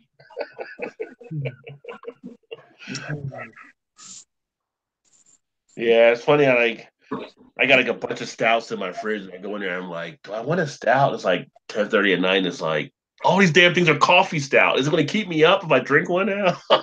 Start scrambling through. Do I got an IPA in here or something? I like to try to sleep at some point. Cody says Griffin Claw has a New England IPA I like called Push Hop. Really tastes like fresh ass strawberry. I'm glad you had a strawberry there because I've been worried if you didn't have strawberry. Cody, did you have the strawberry M43 and the double dry hopped one? I wonder if you did. Cody. And Eric Gilbert says someone is going to be taking a header later. YOLO. YOLO. Red Beer said, Ollie, that was my dad's go-to beer, talking about the Carling Black Label, I believe. Burner Beer says, slam that beer. Pretend the Lions just won a meaningful game. Ouch. Shots fired again on the Lions. Coming strong. The next meaningful game they win is a playoff win. Cody said his grandfather worked at the Carling Brewery here in Frankenmuth, Michigan, when it was still here. Now a shopping center staying in his place. Red Beer said sad. Frankenmuth. Have you been to Frankenmuth or had their beers yet, Eric? I've been to Frankenmuth. I haven't been to the brewery. I would definitely suggest checking. They got some pretty good beers there. I've had a few of them. It's really small. That brewery is really small. And Eric says, "LOL Black Label. I can taste the boiled corn right now." Cody says to Eric, "I haven't seen the double dry hop M43, and I think this year they'll have strawberry again, and I plan on trying again." Frankenmuth Brewing is awesome. Yeah, I agree, Cody. I've had like 6 of their beers, and I like pretty much all of them. In fact, on the channel, if you search Frankenmuth, you'll see some of the reviews I did on some of their beers too. But they're a small brewery, I know, out of there, but they do a pretty good job on their beers. So If they get the double dry hopped or the strawberry again, I'll make sure to send it to you guys. Well, I'm not going to turn that down. I feel like I need to step up my beer game. I'm trying to get you guys, because you guys all say you went at local and regional, so I was trying to find some of the regional stuff when I sent it to you guys, and that Todd 450 North package kind of raised the bar. Yeah, 450 North raised the bar. I feel like your Ellison kind of is right there too. So you'll like the double dry hop beers I sent you. I'm trying to get you guys some Listerman stuff because they do some really good beers too. Yeah, which one is it? The Ghost. There's another Ghost that you sent. Well, I sent the Cranberry Goza from Braxton. Yeah, I had that one. And then that was the only one in there, wasn't it? Was there another Goza? There's another Ghost in there. Does Todd remember? Todd, there was 2 Ghosts, wasn't there? That was the Braxton and another one? I don't remember, honestly. I don't think so. I think there was only one. I did drink that Dank Tank from Sweetwater. I kind of like that one. I don't know if you guys tried that one yet. Oh, was that the Dank Tank? I think I called it the Fresh Sticky Nugs. Well, it's fresh. Well, it's both of them. It is Fresh Sticky Nugs, but it says Dank Tank on the side as well. So they kind of use both the names, I guess, on it. Like when you go on Untapped, it'll say Fresh Sticky Nugs, and the parentheses it'll say Dank Tank. Oh, okay. Yeah. Yeah, I think he only sent one Goza. I don't remember 2 of them. Unless Eric had one left over before or something, maybe. I don't remember doing it. I'll have to look. Cody says love Batch 69 and Little Bavaria Pilsner, which those are 2 of the beers I actually did review. Also had the Hef, and I forgot what the other ones were. Carling is long gone. It's just Molson name now, so Eric Gilbert said. And Cody said someone contract brews for Frankenmuth as far as distribution goes. Would be cool to get into beer trading. Yeah, so yeah, Cody, if you're interested, let us know. I mean, usually like me, Eric, Todd, and Joe do some stuff, but you're always welcome, always come on the show and stuff. So us. If you ever want to look at stuff with us, just let us know. And Eric's right there to state with you as well, too. So I'm sure I could get you maybe some of the Old Nation kind of releases or Ellison if you need them. It's kind of neat. I'm always up for some trades. You try other beers from around the country and stuff is always fun. So we need some Southerners or Midwesterners to trade with us. That's the thing. Midwesterners? Not Midwesterners. The Southerns are West Coasters. Other than Earth out there. Well, Earth is out there. Get him in. He can't get any more West Coast. I mean, he's in San Diego pretty much. So yeah, he can get us a bunch of Stone stuff. We got Tanya out there too. She might do some stuff. Mm-hmm. Yeah. Yeah, we pretty much know people around the country. I mean, it's just kind of connected all from Joe D's in Arizona. I think the beer trading kind of community, when we package it up, it's like they may know that it might be beer, but like UPS and FedEx kind of turn the other cheek and be like, well, as long as it's packaged okay, we won't. We're not going to say anything. Yeah. Well, I know my ace is okay with this, so Todd proved that point. So I did it on purpose just to test the theory. Yeah. And then we also have Hillbilly in the house now. Welcome, Hillbilly. He says, why the hell are we up? So why are you up is the question. Exactly. Exactly. Well, I'm going to get up to 7:30, so, I mean, my office is pretty close, so I'm pretty good shape. I mean, so. Bragger. Welcome, Hillbilly. And Hillbilly has actually expanded his channel. So if you check out Hillbilly Select Reviews, he now does beer, he does wine, he does whiskey or spirits, and he does coffee on Sundays. So he has different days when he does different things. Always good stuff to check out. He actually just did one on Crown Royal, which was a pretty cool video, which actually brought back memories of when I used to bartend. We used to serve Crown Royal a lot as well, it's a smooth whiskey, smooth blended whiskey for sure. Burning Beard says, I'm in Oregon. You guys need some beer? Burning Beard, we always need beer. There's a bear shit in the woods. And Cody has said, thanks, guys. I appreciate the welcome and would love to try and get some Oracle brewing up there. Kind of proud of them being right down the road for me. Some of the cleanest beer I've ever had. Yeah, so they're like Oracle as well. Speaking of Oracle, didn't Bell's have an Oracle beer? Yeah. Yes. Yeah, I picked that up. I got that in the cellar. I know I picked up Oracle for something. So And Burning and pretty much anybody else who kind of wants to send us, if you guys do want to send us beer, we're kind of into the local stuff that we can't get in our area. yeah.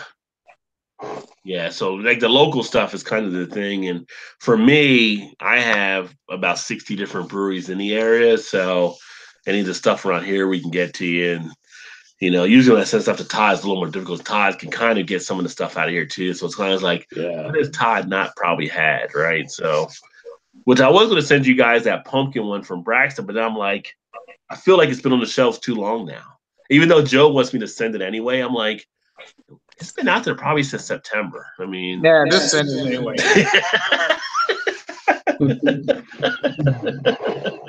Joe was already send some dark charge. Joe was already mad at me last year when he found out Mantry had a dreamsicle and I didn't send it to him.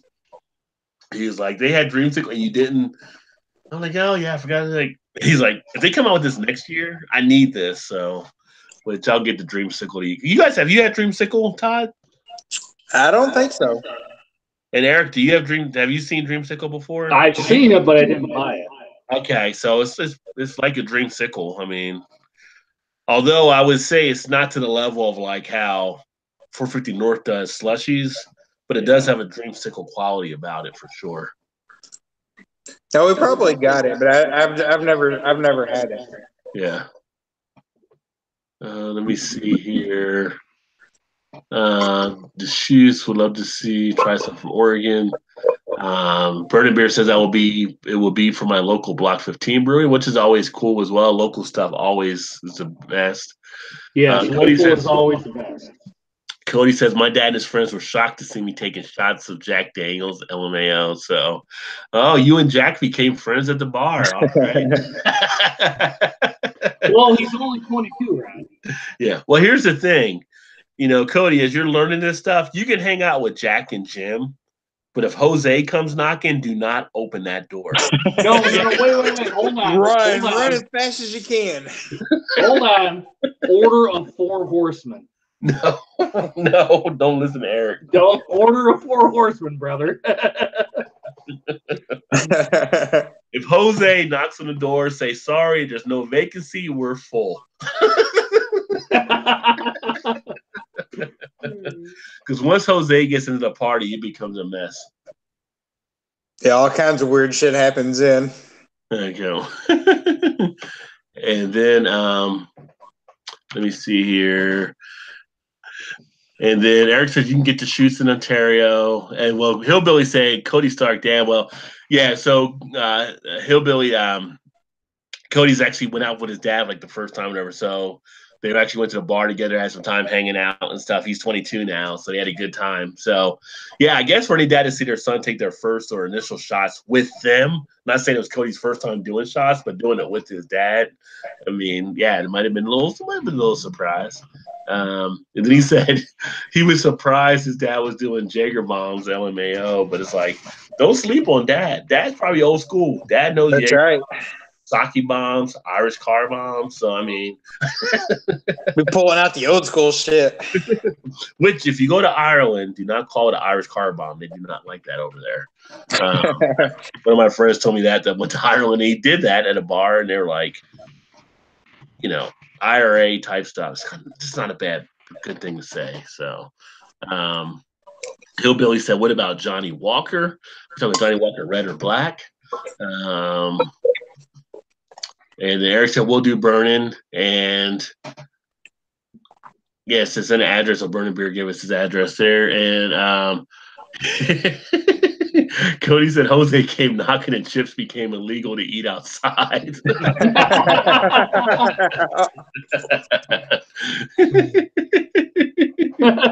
Yeah, Eric said me and Rod have business inquiries burning. Yeah, so if you look on our about on the business inquiry, our emails are there as well. So just shoot us an email there. So not sure about Todd. Well, Todd doesn't have a channel, so Todd doesn't have a beer inquiry. So He doesn't have a channel for a business inquiry. True. But Todd, if you want to send an email to Burn and Beer, there's his email there as well. Eric Gilbert says, forego the Jose and head straight for the CS Scotch, baby. So somebody, you talking about the Cutty Shark Scotch? You can get him on Scotch. I mean, he's no Ron Burgundy. He's still young. Ron Burgundy. Stay classy, San Diego. Yeah, I've actually got a bottle back here of bourbon. I'm going to do a review on. I got the Woodford Reserve, and then I've got the Jim Beam Repeal Batch, which is a limited. It's basically the Prohibition recipe they used back in the day, and it's just a limited edition one. So one of the things I want to start doing is adding a few whiskey reviews, because the process of making whiskey is really the same process of making beer, except beer isn't served at that point when you're making whiskey. You're actually re-fermenting and doing everything else to turn it into whiskey. So the initial stages are very similar. So on a beer channel, why not go to a whiskey on the side as well? They're going to be the top 50 whiskey reviewers. I don't know. Probably already is, Eric. He probably are. Exactly, John. He probably already is. I don't even know if I was on the wine list, but somehow I was on the wine list before. Eric Gilbert says, cast strength, baby. Stay classy, Sagnasty, Michigan. LMAO, says Cody. And Bird and Beer says, I don't see no business. IFO. It's there, brother. It's there. You got to look. Under the About section. Oh, yeah. So if you go under the, go to the About when you go to the channel page. And I believe it's on that page. Let me see here. Jay. Here, I can just type it in the comments here. Well, shit. I got one computer I'm reading comments, another computer I'm actually doing this on. Let me see. Where is channel? Some reason in my head right now, I just had Miley Cyrus pop in there where that came in like a wrecking ball. I don't know why, but it just popped into my head. Like a wrecking ball. Okay, we weren't going for that note, maybe, but close-ish. I'm kind of surprised you got it up that high. So, good job, Eric. Thanks, guys. Thanks. If you go to the about page, if you go to the About page on our channel and you scroll down, you should see details where it'll say for business inquiries, and then our emails will be listed there before the links. If not, I'll definitely shoot that to you. But Cody, I'm not going to do that. I'm not going to do that, Cody. I'm reading the comments, brother. I'm not doing it. What's Cody doing? He wants me to do a high pitch. Eric, do the PCA and that note later. He's kind of getting into roasting coffee myself and going to build myself a guitar. Love learning new skills. Yeah, always good to learn. Damn, Rod, you thirsty for some beer? LOL. Where did you see like all the beer stuff I got? Well, hey, man, we're thirsty for local beers like we can't get here because I'm in Michigan, Rod's in Northern Kentucky, and Todd's over in Indiana. Is that right, Todd? Southern Indiana. Yeah, Southern Indiana, man. If we can get some stuff out west and bring it this way, we'd be cool with that. we would probably reimburse you for it. Gabriel says you should see Ron Jeremy do Wrecking Ball. It is so funny. Not sure I want to see that. Oh, come on, Gabriel. Come on, brother. You say that, but it's kind of intriguing to wonder what the hell is Ron Jeremy doing. Good point. That's a good point. But no, Ron. I have an idea. Ron Jeremy's wrecked a lot of things, I'm sure. So.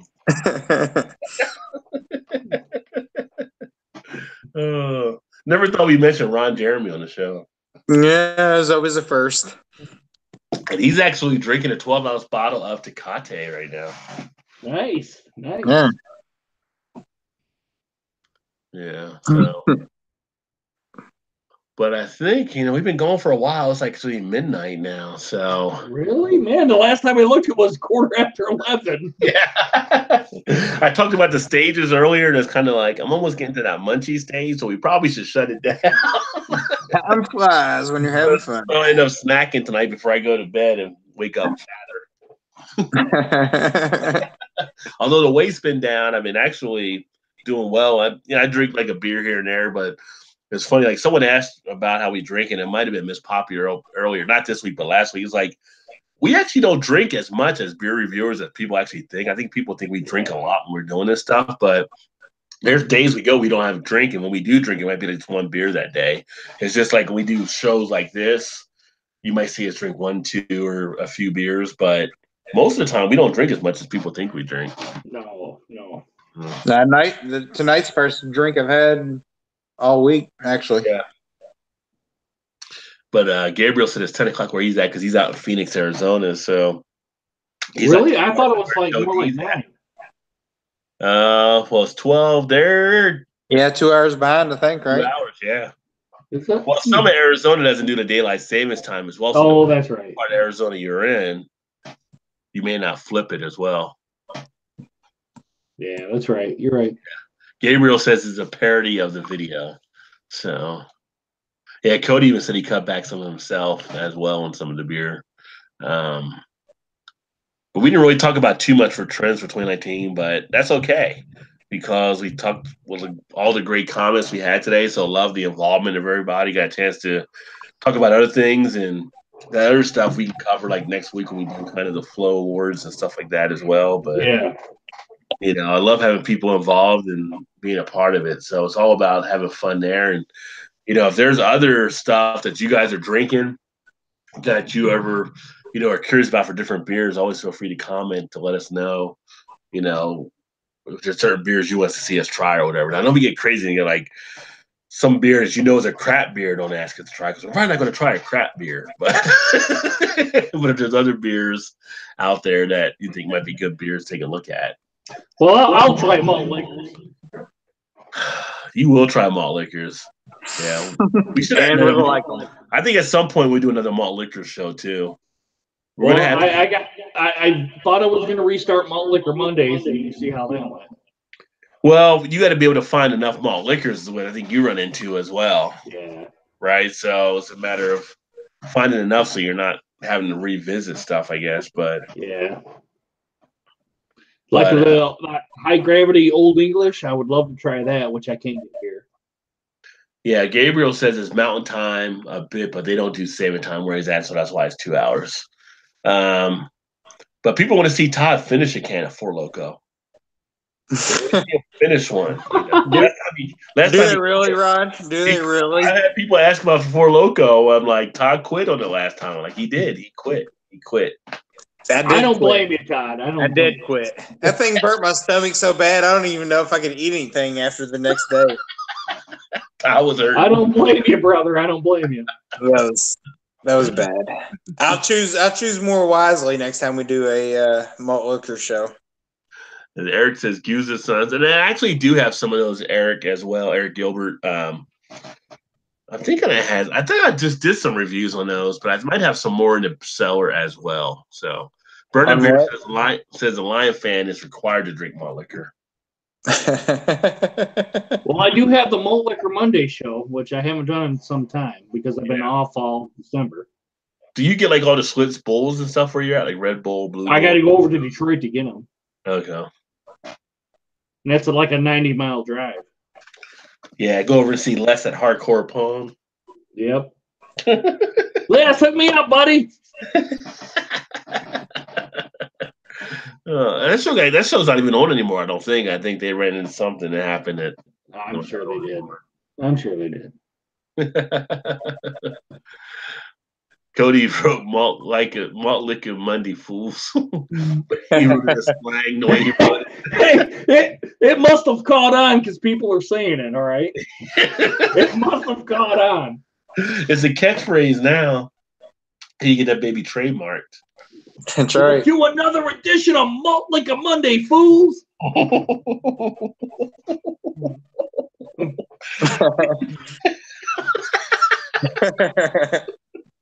Yeah. He gets fired up. T-shirts, Eric. T-shirts. You need to Yeah, like T-shirts from Malt Liquor Monday, fools. You need to profile Mr. T like pointing at people. Your avatar there or your thumbnail. There you go. There you go. Gabriel says he loves Milwaukee Best Ice Beer, 32-ounce can, just lovely. Cody says I love it, LMAO. Yeah, so I say love. Do you? Yeah, they got a lot of ice beers now that I've seen. So now, does Cody love the intro to Malt Liquor Monday? Is that what he's saying? I think that's what he's saying. Yeah, yeah. I mean, he may love Milwaukee Ice Beer too. I mean, Cody had to answer the question himself. Oh yeah, see, I mean, Eric Gilbert's still waiting on the Black Ice review. I can get the Max Ice, the Labatt's Max Ice. Well, there you go. Maybe we'll do something like that in January or something in a few weeks. Hey. On purpose? No. On purpose, Todd. The group doesn't want to go back. Todd says on purpose. I'd expect Joe to say no, but you guys are like, ooh. Yeah. If you're more gun hole than Eric is, that tells you something. Yeah. Cody, I do have to do the Rockdale Ice. I will admit, I have to do the Rockdale series. The light, the lager, and the ice. Ooh. Trifecta. Don't stop there, Eric. Just go with the beer 30 light. Burning beer. Beer 30 light. Yeah, malt liquor with a gun to the head.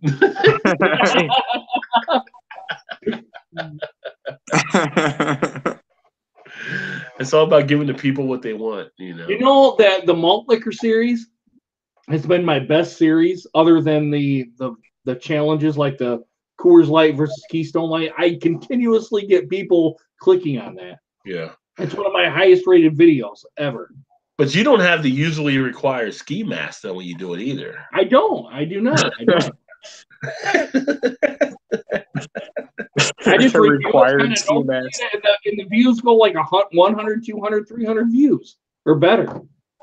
Oh. I don't get it. Yeah. Well, people like it, you know. Maybe I just should be just a malt liquor reviewer.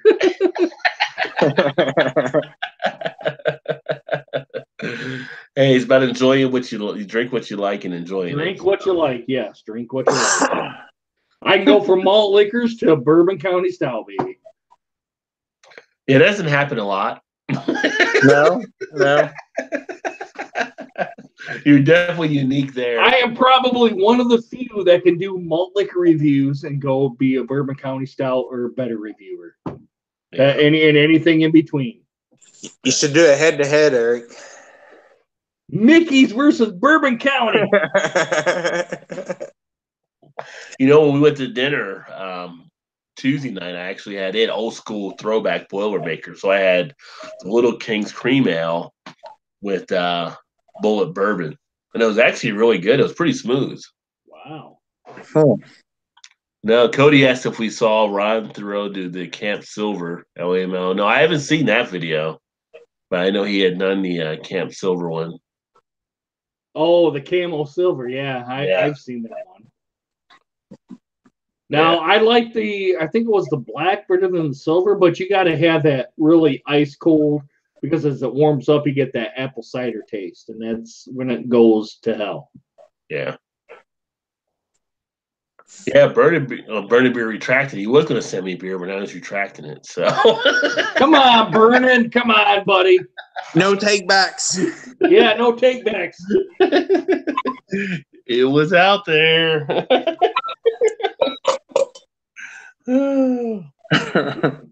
Was this going to be like Dumb and Dumber where we kept arguing back and forth? Yeah.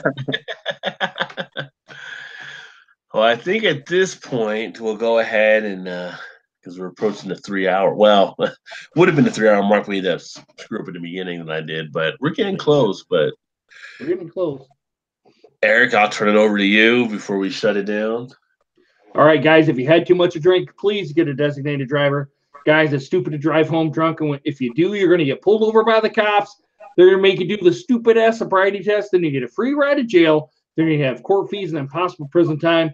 And then if you hit or kill somebody, you guys know you're going to be in the slammer for a while. And if you kill yourself, all you've done is hurt your family, friends, put yourself 6 feet under. Okay, just sleep off your buzz. You get your car the next day. Take advantage of what's on your phone. Get an Uber, a taxi. Have the bartender get you something, a Lyft or something. Call a cab or call a buddy, because it's stupid in this day and age because there's zero tolerance, right? We want you to be back home safe so you can come back next time and watch us right here on the Rod J. BeerVentures Beer Flow Show. There you go. So don't do it. I know the free ride sounds enticing. You're like, it's a free ride, though. But man, you don't want to go to jail. Yeah, nah. Well, it's not necessarily free, but hey, $30 is really better than thousands upon thousands. Yeah, I mean, seriously, today with Uber and what's the other one? Lyft. I never used Lyft. I used Uber. You got a good opportunity. You don't have to worry about driving and getting stuff. So you may have to wait it out, because if it's at peak time, they will screw you on the price. So grab a burger or something along those lines, and then let it die down, and you catch a ride home. Or maybe you'll get lucky and you'll have someone you'll meet, and they'll drive you right home. There you go. Never know. But that all being said, thanks for everybody that partook in the show tonight. Thanks to Eric for being here, of course, and thanks to Todd as well. And make sure you check out Eric's channel, Eric and Lions Fan, all one word together, Eric and Lions Fan, no spaces in there. Mm-hmm. And next week, we'll be back with the Beer Flow Show. We'll have Joe on here. Joe's channel is the Beer Patrol, no spaces, all one word again. I don't know what the whole thing was, not having spaces. You can check out the Beer Patrol with 2 L's on the troll part. And he has some great beer videos on there as well. But thanks again for everybody that tuned in. It was a great time. Thanks for all the participation. Big shout out to Flow Rider Hillbilly. Make sure you check out his channel as well, who sent all the people over earlier, and everybody that came in and actually subscribed today. Appreciate all of you. And I'll actually take a look here before I shut down tonight so I can make sure to subscribe back to you as well and check out what you're doing. And we will catch you next week. I will actually get back to uploading more videos again tomorrow. So usually around 9 o'clock Eastern at night is when I get the uploads going. I will start probably tomorrow doing the unboxing of the beer that Eric sent to me. So look out for that tomorrow for the unboxing of what brews I'll have upcoming on stuff, and then start getting some more. I may throw out a good amount of reviews just to get caught up, because I'm like 20 backlogged right now. There's some good beers I want to share with you guys. So stay tuned, hit that bell for the notification. That way you'll know when things are live. And we look forward to catching you guys next time. Keep drinking those good craft beers. Remember, there's always time. Get your beer on. Cheers.